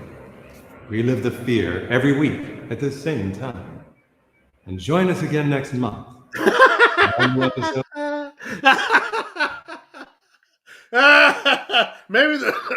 Maybe they run the reruns every week. I guess. And a new episode every month. Maybe that's what he was doing. Wow. What? Oh my God. This show. I love it. I love it so much. It's so terrible. Look at this. It's just fucking terrible. Someone else thought it was Tony Clifton. All right. God. The Midnight Hour.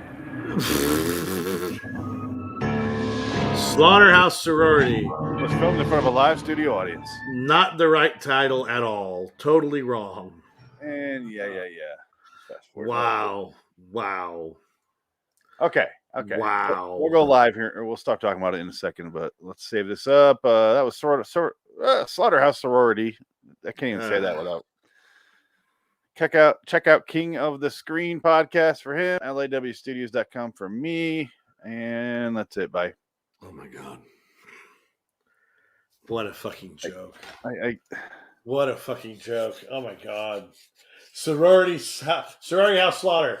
No sorority house. It's my aunt's house by the pond. There's Indian burial grounds and stuff. Whatever. I don't know. What does that have to do with the sorority house? Jesus Christ. Hold on. Basic storytelling. Hold on. Sorry. There we go. All right, now let's. All right, it's recorded. Delete this so we can start. Okay, we're recording. Jesus Christ! Basic storytelling. It's called the Sorority House, Slaughterhouse Sorority. There are no sorority. It's her aunt's house at the pand. At the pand. Oh my God, this is so fucking awful. Brilliant, but awful. So we literally just finished doing the commentary episode. Couldn't wait to hit record for this. So, all right, this is episode 975 of LIW Anthology Series review for Lee Martin's The Midnight Hour 404. Page not found. Oh, sorry, Slaughterhouse Sorority. That would have been a better title. Episode 404, page not found. Yeah, page not found, because that was her name, right? Paige? Dana. Whatever. It would have made more sense if it was page not found. We left Dana in the pand. In the pand there. Yes. She's a slut whore. Okay, so yeah. Oh shit. So, Get a question. Dick Ticket. Okay. This show is so terrible, but it's so fun to watch. Like, I mean, it's bad. This is probably the worst shit. This is the worst one yet. I mean, honestly, the title makes no sense. The acting is atrocious. The tattoo is atrocious. This guy has a fucking tattoo, a chest tattoo that says "Life's a Gamble" with these cards on his shoulder blades, and he does not deserve that tattoo. Excuse me, he has those tattoos. I think those are real. I think once I remove our pictures here, you'll see who has those tattoos. I guess it's true. There. It was you all along. I have that same tattoo on my body. You just can't see it with too much hair. Lee Martin twist. The hair covers all those tattoos. It's Portuguese hair. That's it. By the pand. Oh my God. Oh wait, we'll put her in the pand. Okay, so to go off of what you were talking about with the Slaughterhouse Sorority. Which the title I keep wanting to say what you said earlier, which is Sorority House Slaughter. Yeah, because that makes more sense to me. Yes. There's an old horror movie from the 80s called Slaughterhouse. Yeah. And there's the sorority. What are those called? Like massacre. Sorority House Massacre. Sorority Party Massacre. Yeah. With the Driller Killer, like there's those 80s bad 80 movies that we used to watch. Those amazing slashers. Those are fucking Citizen Kane compared to this. I mean, Jesus Christ. Okay. So at this point, this is our 4th episode of Lee Martin's The Midnight Hour. And they get better and better every week. We start off with Kill and Kill Again. We then did Die Laughing. Wings of Satan. And here we are at Slaughterhouse Sorority. Wings of Satan. Oh, wow. It's tough to beat that one. Itty Bitty Satanica. Itty Bitty Satana. Here's the problem with me for these shows. I'm forgetting what happened in them. Well, they could all be the same episode because they're all basically the same episode. Yeah. Okay, sorry. To get back on track with the Slaughterhouse Sorority thing. It starts off 4 college kids playing strip poker. 2 girls, 2 guys. They appear to be both couples. One girl named Donna, who's not wearing a bra, loses and must take off her shirt, and she won't do it. So instead, the other girl from last week's episode decides that they're gonna have her overcome her fear of blood instead of showing her boobs. Her boobs. But here's the thing: the episode opens with them killing a dog with a pitchfork. Oh yeah, and taking the dog's blood and filling up a bucket of blood. So this is a premeditated idea because they know she's not going to take her shirt off. How do they know she's not going to take her shirt off? Maybe she's a slut. There does seem to be a lot of preamble to their poker game, like killing a dog, for instance. I guess everybody does that by the band. Like, it makes you wonder, if they weren't coming over for poker, would he have still killed the dog? That's what I'm saying. I don't know. Is that just... It's Tuesday. Is that the aunt? Was that the aunt? The aunt told her niece, if you're going to be buying a house by the pan, get that scurvy dog out of there. God Get those damn. gags by the pan in the house. Oh, I don't want that flea-ridden mutt around the house there. Oh, God, no. Go kill that dog. With a pitchfork. Pitchfork, preferably. Yeah. I want to die painfully, like a pan. It's got to understand it's mankind's power over it. And don't bring a girl in here and drown her in the pan because it's an Indian burial ground. She'll be alive. She'll live through it. So dumb. Okay, so yeah, they put her head in a fucking bucket of dog's blood for 60 seconds. They said 60 fucking seconds in a swimming pool, you'll drown. 60 seconds is too long. Well, but he has a line where he goes, "Come on, babe. If I let you in the sorority, your career will take off. And if I get in his fraternity, he knows a guy who has someone with the Yankees. I can get a face-to-face interview because I'm here in a baseball scholarship." Yeah, but again, that's a throwaway line. They're not even in a sorority house. They're at the aunt's house, 6 hours away from the college, because they mentioned that later. Oh, it's a 6-hour drive to your aunt's house. We can get there by midnight. Huh? So it's 6 p.m.? I don't know. And it looked like it was like noon because it was sunny outside. And then, of course, this is Detroit sunny, so it must have been 10 a.m. because it's about to snow. There's a lot of questions. Why is it called Slaughterhouse Sorority? It has nothing to do with a sorority. No. It has nothing to do with a slaughterhouse until the very, very end. I guess you can consider that a slaughter. No. Only 3 people is not a slaughter. No, you can't even say that because he doesn't kill the other guy doesn't die in the house. And Donna doesn't. No one dies in the house except for the guy who who dies by the girlfriend ghost. He's the only one out of the 4 who die in the actual house. In the actual house. The whole title doesn't make sense. No. It should be called The Game of Death or something. It should be called Strip Poker Gone Awry. I don't know, something way more. Well, something clever. So something clever. It's not going to happen on the show. Of blood. That would even be better. That would make even more sense. You referencing an old movie.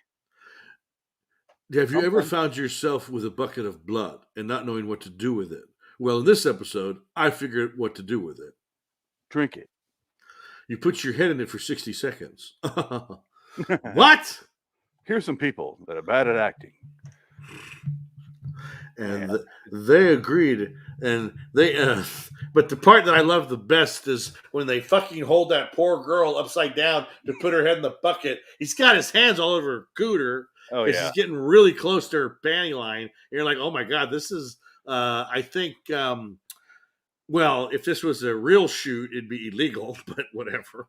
Yeah, and then you could tell she said something because they cut and her hands are way up on her legs. Yeah, because he keeps getting too close to my fucking cooter here. I think he dropped a digit. Can we just can we not do that, reset the arms? You ain't playing a piano here. You're trying to dunk my head in a fucking bucket, asshole. He checked my oil. I don't know what to do with that information, but he checked it. And it's not good today. You don't want to be checking my oil today. I'm not a quart low, if you know what I mean. It's sludge ready to today. blow with oil. I'm on my period. Enough with the semantics. All right, there you go. All right, now I'll let's just get my head in this bucket and then throw me in the pan. Throw me in the pan. We can't afford a pond, so we had to use the pan. We never see the pond. We never see the pond. episode. Yeah, it doesn't happen. Okay, because there is no pond. My favorite line right here, I saved the timestamp, is they hold her in the bucket. She drowns after like 30 seconds. After he said she could hold her breath for 2 minutes, and then he immediately starts like berating her of like, she said she could hold it for 2 minutes. She must have lied, that bitch. But then he has a line. All right, here it is. I'm sure. How could this happen? She was a semi-pro swimmer. She should have been able to hold her breath longer than that. She panicked and freaked. He made her face her worst fear and it killed her. Freak out. Initiations are always a bitch. It's not my fault she couldn't hack it. That's the acting level we're working. Yeah, that's the dialogue and the acting. Two great tastes that go great together. All right, so here's the trivia I found out. Oh, please. 3 little bits. I'm shocked. The original shooting script called for Donna to be hung upside down from a tree limb and be dunked into the vat of blood, causing her to drown. For safety reasons, her co-stars were asked to hold her and guide her descent into the vat. Yeah, much safer that way. Well, here's a thought. Why, when they drown Donna, do you need anything in there? You didn't see it. She had long hair. The hair would, it's called, but I do not believe in suspension of disbelief. It has to be real for the actors. Whatever. While filming the final death scene, pressurized tubing filled with stage blood exploded, spraying nearby cast crew and equipment. Oh, great. All right. This is the one I found funny from the opening stripping scene. When actress Alana Kanuski, the bitch resting cunt face girl. I like how it says actress. Yeah. Became concerned about the low tide of her bras in the opening strip poker scene. Duct tape was used to keep the garment from slipping to an unacceptable level. Well, she had some honkers there. I'm so glad for that duct tape. I would like to have seen it. Oh, God. They weren't bad. She should be proud of them. Because her acting ain't going to get her to the next level. Well, it's one of those things where if I see the boobs, I'm like, oh, no. And I look at the face, I'm like, oh, now I wish I didn't see boobs. Oh, your boobs. I don't want to make fun of this actress a lot. Just no for me. That's a no for me. Not that she's like, oh, dang. But, you know. Damn it. She's probably happily married with 5 kids right now. All of them assholes. All of them. Ma, did you do that episode of that Slaughterhouse show? No, honey, that's not me. Don't. Where was the sorority? I was just curious. Don't watch YouTube. You're grounded from YouTube. Can't watch it anymore. I got a question about the pan. Why do you call it pan? This is why you're scared of pans now? Are you really afraid of blood? Oh my God. Our next plot point after they drown Donna on accident is don't use that word for this show. Our next thing that happened was they decide to throw her in the pan without her bra, and they take off her shirt and throw in the pan. Well, we don't see that. It cuts to 3 months later, right? Yeah, 3 months later. 3 months later, they're at the college campus, which it looks like it was shot outside a correctional facility. Yes. Or some sort of jail. And they got a letter. And this is where we had to pause it. Because we wanted to do the math on it, because it was no, her name's not Donna. What's her name? Bra girl and generic white dude show up and they're like, hey, tattoo guy, you got a letter sent from my aunt's farm. So we had to pause it and go, wait, because they have the dialogue about how her aunt owns the farm, but she doesn't live there. She's in Florida. So if someone sent him a letter who he never lived there. It was her aunt's farm, but someone sent him a letter from her aunt's farm and her aunt doesn't live there. It sounds easy when I'm describing it, but when they say the dialogue, we're like, wait, what? Wait, slow the fuck down. here's the. Oh, should we just okay? Let's play this scene because it was. You can because it's free. Yeah, his car was right there, so I mean, he's got to be out of here pretty soon. Oh, I didn't hear their dialogue right here. This is ad libbing because they needed to fill time from making the walk to the car. His car must be coming out. It must be over. His car's over there. I don't know. I mean, let her. Jake, wait. Jake, wait. Stuff I gotta do. I'm not going back to the dorm. I don't need to ride back to the dorm. I just came from there. Amanda and I have been looking all over campus for you. For what? You got something in the mail today. So? It's from Iron Mountain. Look at the return address. Go on, look at it. Wouldn't they know Iron Mountain was the city that was cabinets 6 hours away? Question: why did he have to go to Iron Mountain to mail it to him when all they're going off is the return address? He could have sent that from his dorm. Yeah. He explains that he took a day off class to go up there. Yeah, it's stupid. The farm. Okay, here Amanda's we go. aunt still lives there, right? Why would your aunt be writing me? She didn't write you, fool. I already told you. My aunt never goes there. She didn't write you, Florida now. fool. Oh, nice resting bitch face. Once we figured it out, it makes sense now hearing it. But that first time, we're just like, who? Who the fuck is your aunt? Why is she involved now? No, because it's called Slaughterhouse Sorority, but it's at the aunt's house, 6 hours away from the college. Where you would have the sorority house. And it's not even that she's trying to get into the sorority. They're just two couples playing strip poker with nothing to do with the sorority house. And on a show where you will not see nudity. Yes. Well, now it would make more sense as if they were wearing college sweaters with like the alphabetic tie shit on them. And she says, "You're a pledge this week, and we're at my aunt's house because we had to get away from the craziness of pledge night. But you still got a pledge to be part of a sorority, whatever." But they didn't do that. There is no connection. I guess they had to pay for sweaters, and they weren't going to do that. Or a Sharpie and some white shirts. It's just, yeah. I mean, they had enough time to make that fake tattoo on that guy's chest. Oh, you wish that was fake. Wait. That wasn't fake. Oh, no. That's Jake's real tattoos, and now it's yours. Ooh. According to the poster.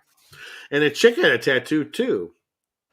The bra girl. Oh, I didn't look. She has a tattoo on her side. If you go backwards, when she has her shirt off, she's got like a tattoo all the way up her midsection on like the her butt cheek to her shoulder blade. I do see one here on her shoulder blade. I don't see one on the butt cheek, but well, I mean, but it goes up like across her upper side. Yeah, something like she had it on the other side. I don't see anything over there. She's like Lady Gaga. She tattoos only one side of her body, though this is both sides. It's when she goes outside. You'll see it right here. Right there. Yeah, see? It's the girl. It's the lady. It's the girl with the dragon tattoo. Only no anal raping in this episode. Unfortunately. Just digit dropping in anal cavities when they're holding her up. Just finger cooch penetration. They go back to Silver Mountain or whatever the fuck it was called. Whatever, it doesn't matter. From Silver Mountain. There's no mountain there. And they take two cars, by the way. There's no mountains in Michigan. Why do you take two cars? They didn't want to drive together. Yeah, I mean, Jesus it's easier for him to ditch them there. Well, yeah, that would be my first suspicion. They drive the 6 hours there. Jake goes inside. The boyfriend goes inside a moment later. The second they introduce and you see Donna sitting there and you hear her voice but doesn't move, I go, psycho. It's him. I expected him to be wearing her clothes, but it ain't that clever. That's the only thing I missed is he wasn't wearing her clothes. Not that clever. No, because that ends up not even really being called it. That's not even really the plot. That's not even the twist either. And the twist is dumb as shit. She's dead, and she's a killer. She's a ghost that kills him. And she looks like a vampire, but she cuts his throat with a butcher knife. Yeah. You know who wrote this? Bam. Yeah, I know exactly who wrote this. Man. He wrote them all. Rod Serling. And directed it. No, it's I wrote it down. Yeah, Rob Zerloin. Rob Zerloin. I knew we'd forget if I wrote it down. Imagine, if you will, Rod Serling with no talent, grace, or dignity. A Rob Zombie version of Rod Serling. Rob Zerloin. Living Dead Zone. Living Dead Sorority Girl. Oh my god. He'll be your Frankenstein. Oh, sorry. And then Cherry Moon Zombie is going to be the sorority girl in every episode. She'll be both sorority girls and the guys. And the guys. She's versatile. I feel like he's going to soon like transition into her. No, I love that meme that I sent you of Jaws, Rob Zombie's Jaws, and she's the shark. Yeah, that was pretty clever. I don't know who made that one. That was smart. Was she also the swimmer? Probably. It looked like they also put her face over the swimmer. Can't tell though. Hey, he loves his wife. It's a very nice, lovely romance. Does he have a 3-way now? Is that what I hear? 3-way? I thought I saw. That's Taika Waititi with Tessa Thompson. Taika Waititi and his girlfriend are having an open relationship with Tessa Thompson. Hey, go for it. Oh no, good for him. Fuck yeah, that'd be fun. Especially Tessa Thompson. Oh man, and her fake stunt butt in Westworld and boobs. I don't think that was her body. That was obviously someone else. It was CG. Yeah, they filmed it in the dark.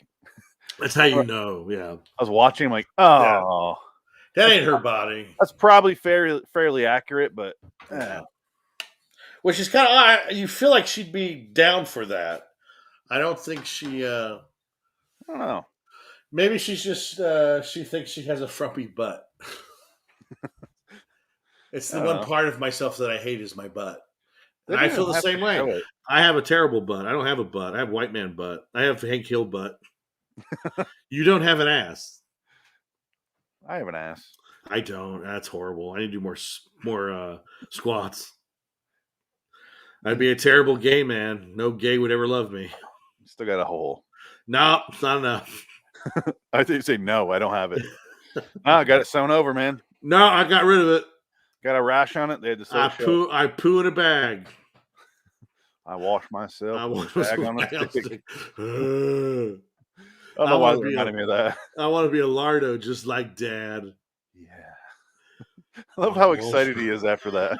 And then that part where he's on the couch and he's got the broom. Oh, you kids! Oh, look, he's trying to get up. They're watching like a TV show. I just want to watch Honk If You're Horny in peace.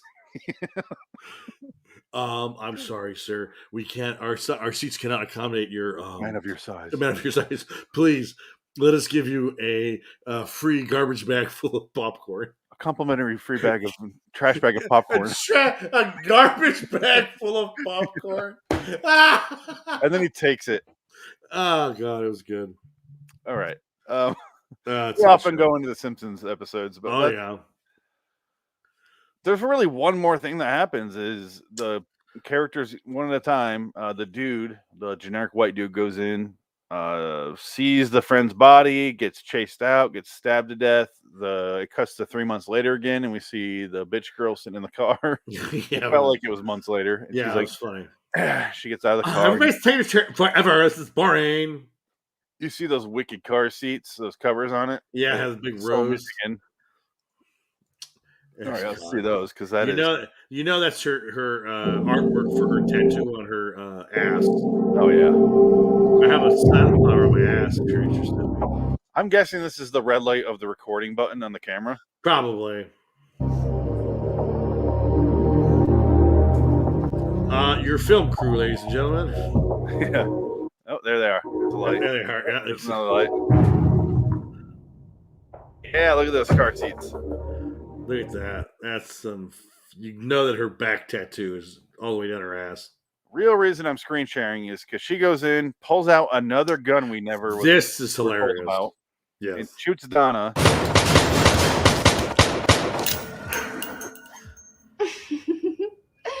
That was fun. Do some more, Amanda. shot you. You should be dead. Dad. And she's got the lighter. Jake, it's Donna. This is the best. No, keep going. This is the best part of the episode. Oh, I was gonna play just his fast. Yeah, fast a little bit. He has a little speech before that. Oh my god! They're dead. Fuck it. Of course she's dead. She's been dead since the day we left her in the pond. Panned. No, I went back and fished her out before the police got there. I put her in the big fridge in the basement. Fridge, not freezer. No, Yeah. I've always been afraid of dead bodies, but I couldn't imagine never seeing her again. No, she talked just now. She talked to me. I heard her. You mean like this, Amanda? Jake, what are you doing? After Donna died, I missed her so much. It was easier if I pretended to have conversations with her. Wow. After a while, I could even speak in her voice. See, he did this to The course letter? correct that one episode. Remember when the guy went in the attic and the dead person talked to him? Because at the end it says, well, she's been there for 3 months dead. How come I heard her talk to me? Like, that was so bad. That was How you say that? Oh. I was thrown into the pond. I didn't like it, so I came back from the dead. Oh, yeah, you put me in an Indian burial ground here, there. You know, like the Pet Cemetery film. Yeah, same thing. Same idea. Sometimes dead is better. Sometimes they come back. You know what Stephen King says. Oh, yeah, but that was a greaser. I'm not a greaser. I didn't come back as a 50s punk. No, it was nothing like that. Just, I came back no. like Cage and like a little Well, actually, Cage, I'm dead. He put me in the fridge and I rotted a lot faster that way. He should have put me in the freezer. That would have been smarter. That's why I look like I'm wearing a Halloween mask. He's kind of a stupid guy, actually. He's got that awful tattoo. Yeah, well, life's a gamble. What can you do, Oh, man. Anyway, I'm going to go ahead and kill him now. I'm going to kill you now because I'm the undead. He takes her out back and drowns her in the same bucket of blood. Yes. And then he goes inside, and then Donna, it turns out she's missing, or she is missing. It turns out she's an actual zombie, whatever she is, and kills him by slicing his throat open while giggling the whole time. Living dead girl. Living dead girl. Here we go. We got to show this because I love they show the knife go across his throat and nothing. Yeah. He's got the blood capsule in his mouth.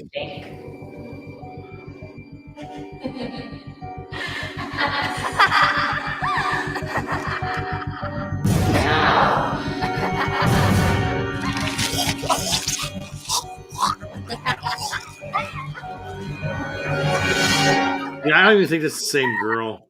I think you see a bra line there. I don't think it's the same girl. Yeah, there's bra line. That girl was wearing a bra the whole time. She could have. She was a liar, whore. Could have avoided this whole situation. Jesus Christ. Okay, so the end result of a strip poker game is 4 dead people who I'm glad are dead. How am I supposed to feel here?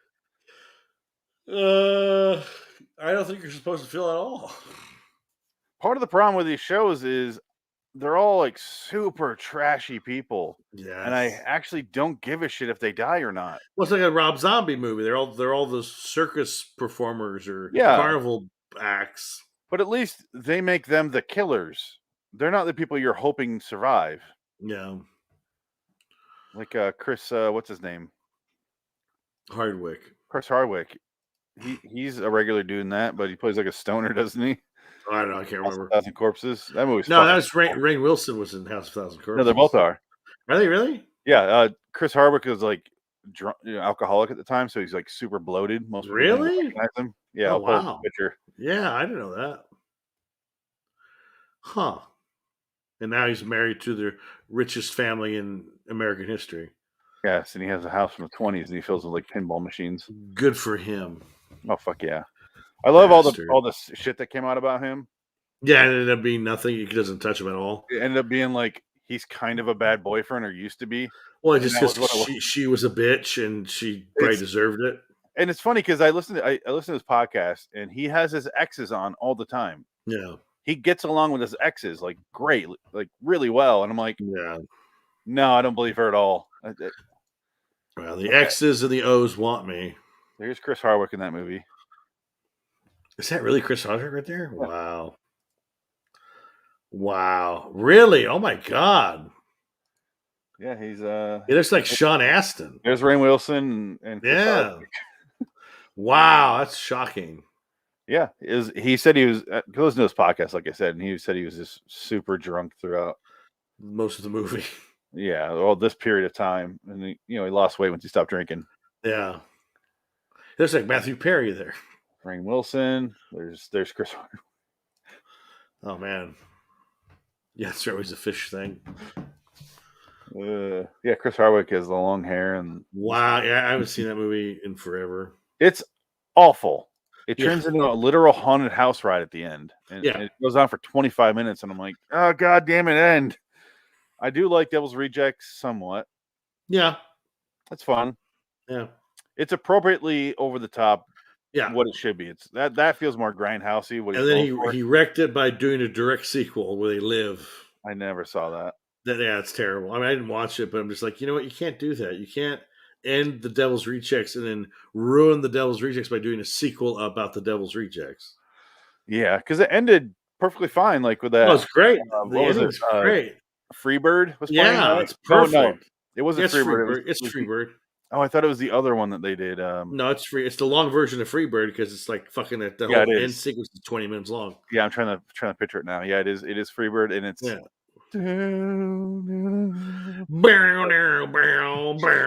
It's a great ending. It's a fun ending. It's not a great movie, but it's a fun movie. Yeah, I think it's pretty much for a while there. I think it was the perfect ending to a horror movie, and now he kind of ruined it by doing a sequel. It's like how they ruined Halloween by making 5 different spin-offs of this fucking mythology. Well, I think part of the reason that movie works and the rest of his don't is because that's his most Tarantino movie. Yeah. He was clearly inspired by Tarantino for that movie. Yeah, absolutely. And the rest of them are just out of his own mind. Well, if you watch, you ever see Lords of Salem, that's a Stanley Kubrick movie. It is all Stanley Kubrick shots. It's all Stanley Kubrick-esque. It's not bad. I don't hate it. It's so pretentious though, but it's like kind of works.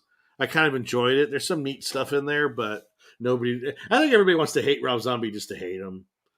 I think he's a fascinating person and funny as hell. Yeah. Him as a person, I love him. Yeah. Him as a filmmaker, no. Not a fan. Him as a musician, sometimes yes, sometimes no. Mostly no. I like White Zombie. His music, Rob Zombie's. It's too grunty and like you can sing better than this. Like, come on. Well, it's that what rockabilly stuff. Is that what it is? Or I like White Zombie, the More Human Than Human song. Yeah. Thunder Kiss 65. And then you get him by himself, and I don't know. Yeah, I just don't care. It's not my style of music though. So yeah. But it's way better than most of that style of music. So yeah, you kind of get it. Even if I turn it off every time he comes on. Yeah. It's just not my type of music. But him when he's on podcast, he's funny as hell and fascinating. No, yeah, I like him a lot. Like he'd be a fun guy to know and hang out with. But I'm just not the biggest fan of his stuff. It's just like 33 was terrible. That movie's so bad. That movie's awful. Oh no, I've seen House of 1,000 Corpses, Devil's Rejects, and the 2 Halloween movies. Yeah, I've seen those. I've seen Lords of Salem. I've seen 33, and I think that's it. What else has he done? I think that's it. So you've seen them all. No, it's funny because if you watch him on Joe Rogan, when he talked about the movies he never got to make, they actually sound really good. Like, I want to see him make non-horror movies. I think he's a good visual director. He just can't write his scripts. I think he could... Don't make everyone super white trashy. Well, yeah, it's the thing. Like, yeah. But he wanted to do a 76 Philadelphia Flyers movie. And he talked about it on Joe Rogan. And he said it was all lined up, ready to go. Last minute, all the money fell apart. We couldn't do it. But he said this was a great story. You're talking about it's one of the best sports stories in history, where the 1975, they're the worst team in hockey, and then the next year they win the Stanley Cup. Yeah, and they're just the dirtiest team in the world, and they win the Stanley Cup. And it's just such a great like juxtaposition because they wanted to do a scene where they have like a parade and they're giving them the finger, like everybody in Philadelphia hates the Sixers, and to have that would be a great movie. That would be hilarious. An anti-miracle. Exactly. Philadelphia is the worst fucking city ever. Yes. Especially for sports. But Frank. he also did Three from Hell, that's the sequel, right? That's the sequel to Devil's Rejects, yes. And Yeah, that one kind of ruins Devil's Rejects. So you've I literally didn't seen see all it. of them. I did not see it, yeah. That's the one you didn't see. Okay. I didn't see that one because I was like, I don't want to. You ruined Devil's Rejects by not killing them. And now he's doing the Munsters movie. Well, that actually gets made. Oh, he's making it right now. He's just had Instagram photos out. He's making it. It's in Bulgaria. He's shooting it in Bulgaria, for Christ's sake. Is Cage in it? No, it's his wife. Of course. It's the other guy from 33 and a few other of his movies. That really skinny dude? Yeah, it's the guy with he looks like Dave Grohl, kind of. And then the other guy is from his other movie. He's using the same cast for all his other movies, basically. Well, that one guy's dead, I think. Yeah, Sid Haig's dead. He's been dead for a while. Not Sid Haig. I thought the other guy died too. Which one? I thought Bill Moseley died. No, Bill Moseley's still alive. Okay, yeah, I guess he is. Yeah, he's still alive. I thought I heard that he died. No. So Jeff Daniel Phillips, is that the guy, the Dave Grohl guy?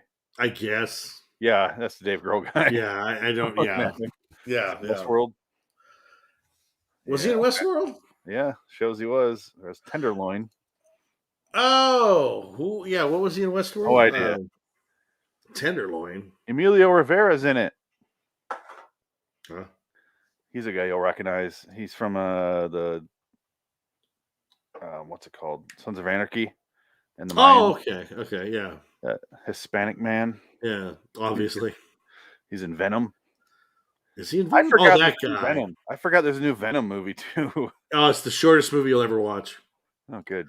It's funny. It's the funniest Marvel movie you're ever going to watch because Tom Hardy just don't give a shit. Yeah. Tom Hardy is hilarious. He's funny. He genuinely likes Venom. And he has fun making those movies. But the movies themselves are no good. But he's so good you don't care. It's like you don't watch the movie because it's a movie. It's a Tom Hardy joint. You think that would apply to Rob Zombie movies too, but it doesn't. No. I give this episode a 2. Oh, God. Okay, Midnight Hour Slaughterhouse Sorority. Yeah. It gets a 9 for the worst thing ever, and it gets a 2 in quality. Yeah, I'm going to go ahead and give it a 2 as well. Yeah, it's terrible. We always give it 2 scores. One is like, what does it actually deserve? That's going to be the 2. Yes. As far as entertainment, bad movie, bad episode, entertainment. It rivals Inside Number 9. No, I'm honestly going lower. This one I didn't get much out of, other than panned. Oh, God. Other than the way she pronounced the word pond. Panned. Take her to the pan. I'm from the same state these people are. Why can I speak and they can't? Regional. They can't. Regional. Although to be fair, when I moved to LA, you guys in school harassed me on some words. I had to get over them. Oh, but you hear Matt talk, and he's from Minnesota. And he still has the accent. Way worse. His accent is still way thicker. Yeah. But I had some words, and I'm like, all right, I need to learn how to say these words. I got rid of pop. Pop's gone. Yeah, that was weird. Soda. Yeah. My mom will not accept that. Oh, no, it's pop. What are you doing? Right now, I'm trying to say caramel. Oh. Instead of caramel. That's fine. I'm trying to say crayon. Crayon. I say crayon. Crayon? Yeah. It's regional. Oh, give me that blue crayon. Yeah. It's really hard to get over those two. It's not as bad as a Baltimore accent, though. No. Baltimore's not... Baltimore. Well, I was hoping downtown Baltimore. I'm going to go down to Arl. They can't even say the name of their own city. We're going to walk down. You just walked down to Arl when you got married. You walk down the Arl. I'm going to wash my car. Wash my car and take the Beano. That's a train. The Beano. I still vote Boston as the worst accent every time. That one's pretty bad. Especially Kevin Costner does it. Oh, yeah. Oh, there, Bobby. What are you doing, Bobby? Ask not. And that's 13 days of... what was it? 13 days. 13 days, yeah. It's just 13 days. I like that movie. No, yeah, I know you like that movie. I haven't watched that one in a long time. It's good. Well, there, Bobby.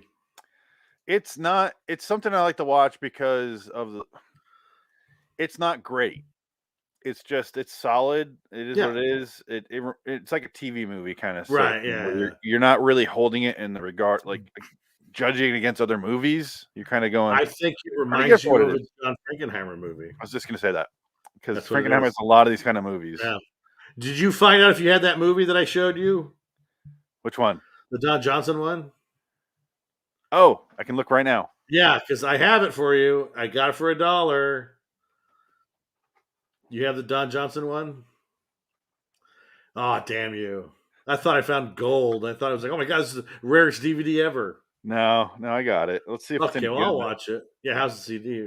My disc is mint. It's flawless. Oh, fuck. Nobody's ever watched this. What I else? gotta watch it. I was trying to say, but I was too busy. Is the guy from like Home Improvement's on it? The big dude with the beard. Oh yeah. The character actor. Yeah. Yeah. He's I in don't a know his couple. name. Yeah. But he's in that movie. That's funny. It's not a bad movie. It's just like a super forgettable movie. It looks like an HBO movie, like from the 90s. Yeah. He did a lot of those kind of movies. Yeah, that's what it looks like. Yeah, I want to say I read the synopsis. And I was like, yeah, I'd watch that. I probably will. William It's probably on Forsythe. Amazon. William Forsythe. Yeah, I'll watch anything he's in. Oh yeah, he's great. He's good. Flat Top himself. Oh yeah. I think I'm gonna look right now to buy Beetlejuice on Blu-ray. Yeah, just the only reason I don't buy that one is there's no special features on it. I want there to do like behind the scenes and have Michael Keaton do a commentary, but that's never going to happen. God, that'd be amazing if he did that. Yeah, I don't know why. $22.99 on 4K. Yeah, it's too much. Or Blu-ray for $4.77. You could go to fucking Best Buy and get the 4K for $12. It's probably on sale. I'm gonna buy it for $4.77 right now. Oh, for Blu-ray? Yeah. Yeah, that's fine. Yeah. We want to watch. Blu-ray's just as good as 4K. I mean, what the fuck? How much clearer does something have to be? It's like, oh my God, I can see every pore in their face. Yeah, well, I don't want to see that. I had this conversation with Adam a bunch. I was like, yeah, not worth. It depends if it's $5 more or $10 more. Sure, yeah. Because the 4K comes with the Blu-ray as well, so fuck it. Yeah. But if it's $30 more for a 4K, yeah, hell, I don't care. No, yeah. It really depends on the movie. Like certain movies I like in 4K. Yeah. Like I have the Ghostbusters in 4K. I don't know if I'll ever watch it in 4K. Yeah. Because why? I used to watch that on a self-recorded VHS. I never actually owned the actual VHS of it. It was just recorded off TV. And that was good enough for 20 years for me. So right, yeah. So I'm good with that. But yeah, it's interesting. The Burbs Shout Factory is $18.99 right now. There you go. That's worth buying. Lee Martin. Should we have him on? I'd love to have him on. And can we have him on and not harass him? I wouldn't harass him. Okay, I just want to make sure. Because if we have him on, I want to ask him. I would not make fun of him because hey, it's hard to make anything. That's what we said. Yeah. So he got all the credit in the world for him working his ass off doing this. Oh yeah. He wrote and directed every single episode. Yeah. That's an insane amount of work if you've never done something like that. That's lots of work. It's impressive that he did 7 full seasons of a show in one a month. That's a good schedule to do, and for no money, holy shit! It's like making a bunch of independent films like nonstop for 7 years. It's and you're working with people who are working for free basically, and everybody's putting their time in because that's got to say something about the person right there. He's got to be somewhat, he's got to be really easy, smooth to work with. Yeah. Yeah, that's kind of what I want to talk to him is it's an interesting story and something I knew nothing about before I finally looked at this show. And I'm like, oh, what the hell's this? And the more I dig deeper into it, the more fascinated I am by the actual man. Or he's just a big fat asshole and everyone's afraid of him. Yeah, but if you're afraid of him, you just go, okay, I won't show up tomorrow. I told you to put the camera over here. Do you want me to kill your mother? I just want to know talk about his inspiration, because I want to know how much he actually watched Twilight Zone and Tales from the Crypt. Yes. It's like a twist of those two shows combined with this. Okay, so here you go. Speaking of a 4K, the differences between a 4K and a Blu-ray. 4K Halloween 3 Season of the Witch Collector's Edition 4K, $36.99. Halloween Season of the Witch special features, same thing, Blu-ray, $14.99. Yeah. Big difference.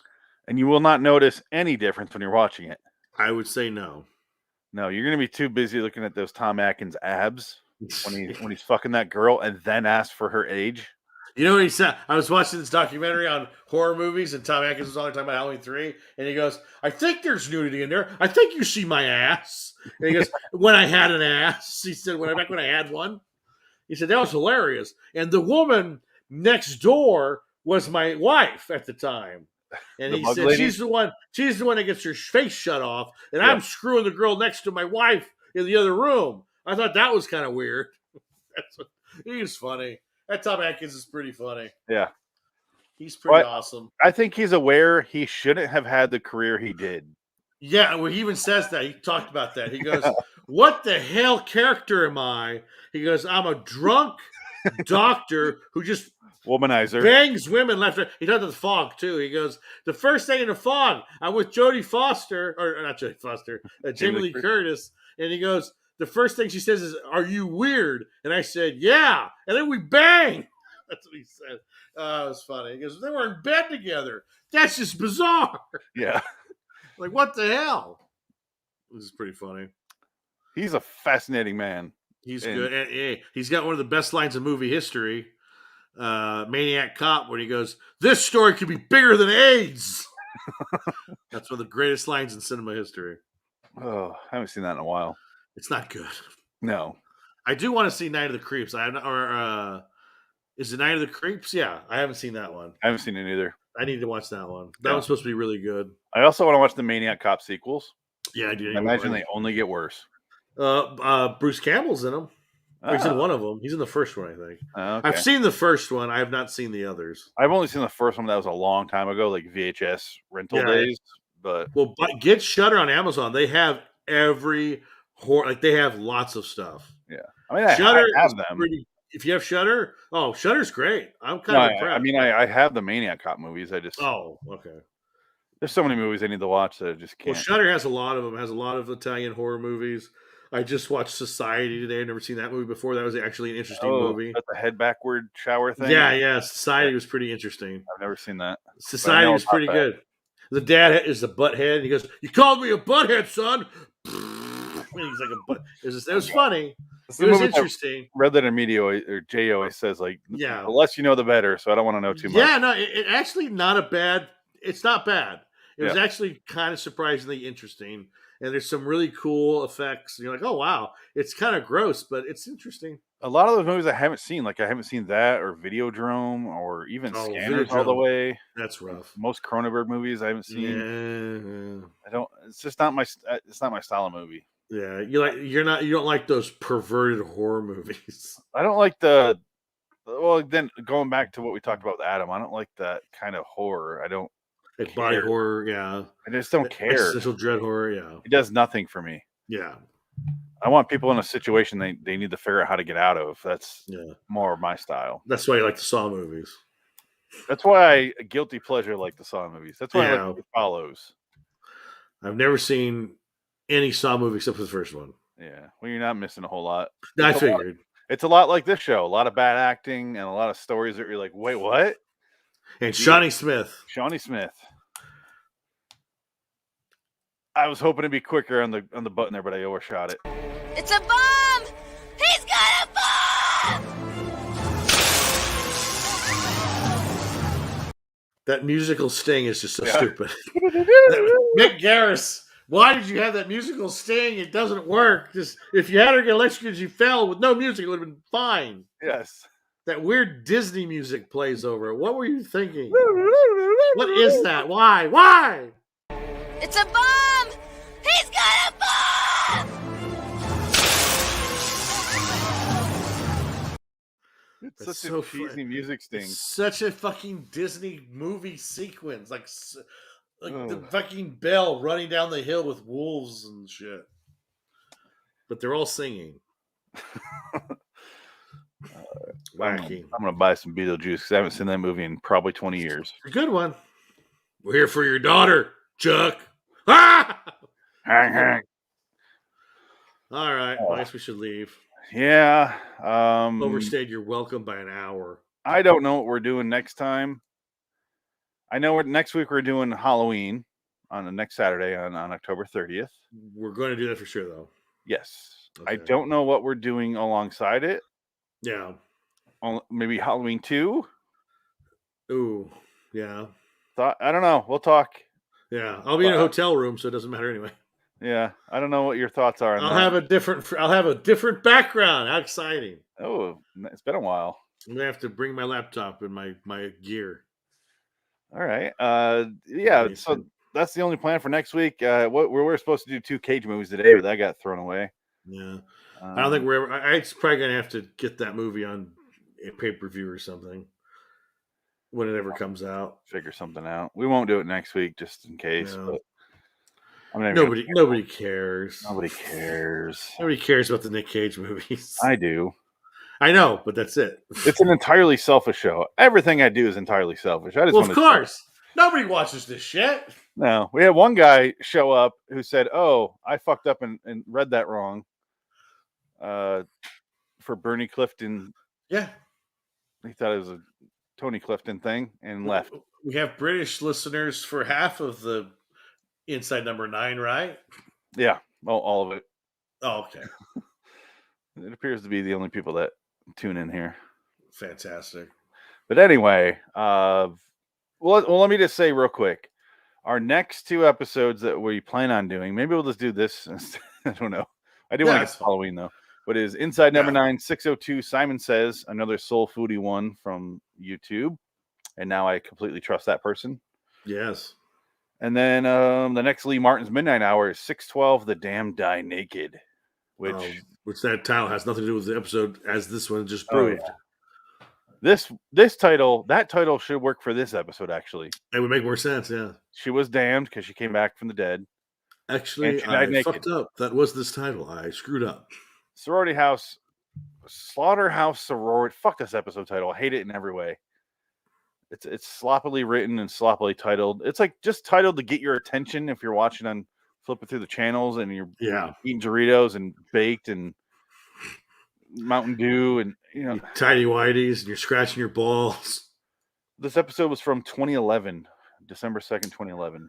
Wow, that was 10 years ago. Yeah. Oh my God. Almost. That's sad. Yeah. Okay. 4 college co-eds spend the weekend at a lonely farmhouse where a game of strip poker leads to a lethal hazing and months later a grisly murder. But it wasn't a hazing. It was. Not really. She was doing that to get into the sorority. That's a hazing. No, but it was the poker game. She did that in lieu of showing off her boobies. Yeah. So it became a haze. Yeah. But it wasn't a haze. It doesn't matter. The strip poker game was supposed to be the hazing. She refused to play the strip poker game. The blood thing became the next part of it.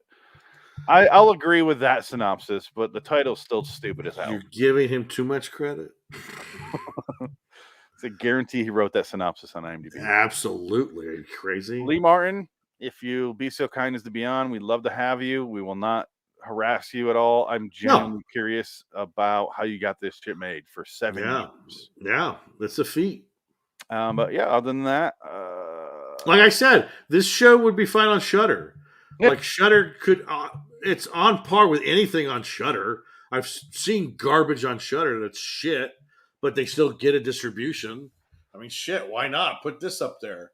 I bet you would find a cult following. Yeah. I wonder if there's some rights to that, or I don't know how that works. I don't know. I did message him a while ago about DVDs, and he's like, "Oh yeah, complicated."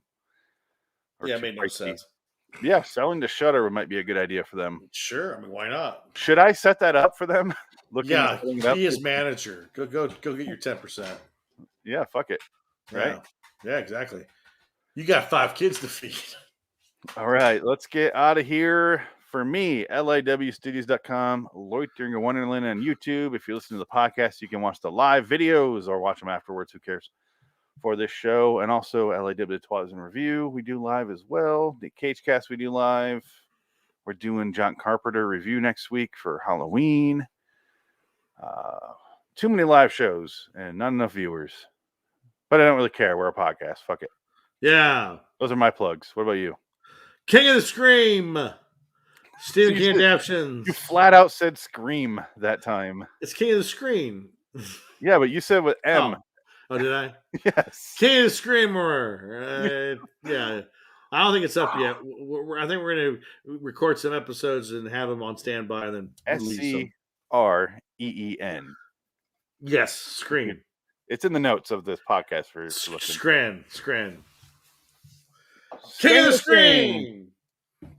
Stephen King in the Screen. There you go. All right. Until next time. In the meantime, I'm Phoenix West. Take it. So long, citizens. Talk to you later there, Lee Martin. See you by the pand. Now, picture this says Lee at the end of it. I want you to fuck me, Larry. By the pand. Fuck me in the pand. The pand.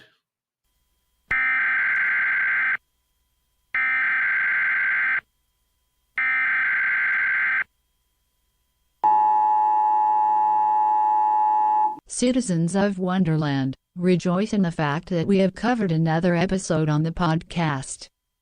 Go to liwstudios.com for more videos and podcasts. Subscribe to Loitering in Wonderland on YouTube. Search on Amazon for books by Richard Pierce. Until next time, and in the meantime, we are Phoenix West, Dick Dickett and Jansen Carlin. So long, citizens. All hail our glorious leader.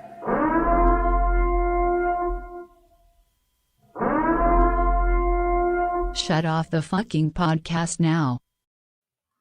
I don't think Jansen's coming back. Every time I talk to him, he has a mysterious family member who just arrived and he has to go to dinner with, like he's just on a sitcom.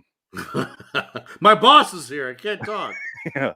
My boss is over. I'm going to get the big promotion. I got to have dinner go perfectly right. Sorry, honey. I got to do this. It's first season of Family Guy with the Mr. Weed comes over and he chokes on a biscuit. I got to do a haze for a sorority house and I'm doing strip poker. I picture his life like Darren and what's her name? Matilda, whatever they are from Bewitched. Yeah. And he just constantly has his boss over for dinner every single fucking night, every episode. Yeah. Oh, witch shenanigans. Whoa. All right, bye. Tuesday, we're doing something or not? Bye. That was recording still. Tuesday, yes. I stopped recording. Okay, so we are doing Tuesday. And the broadcast.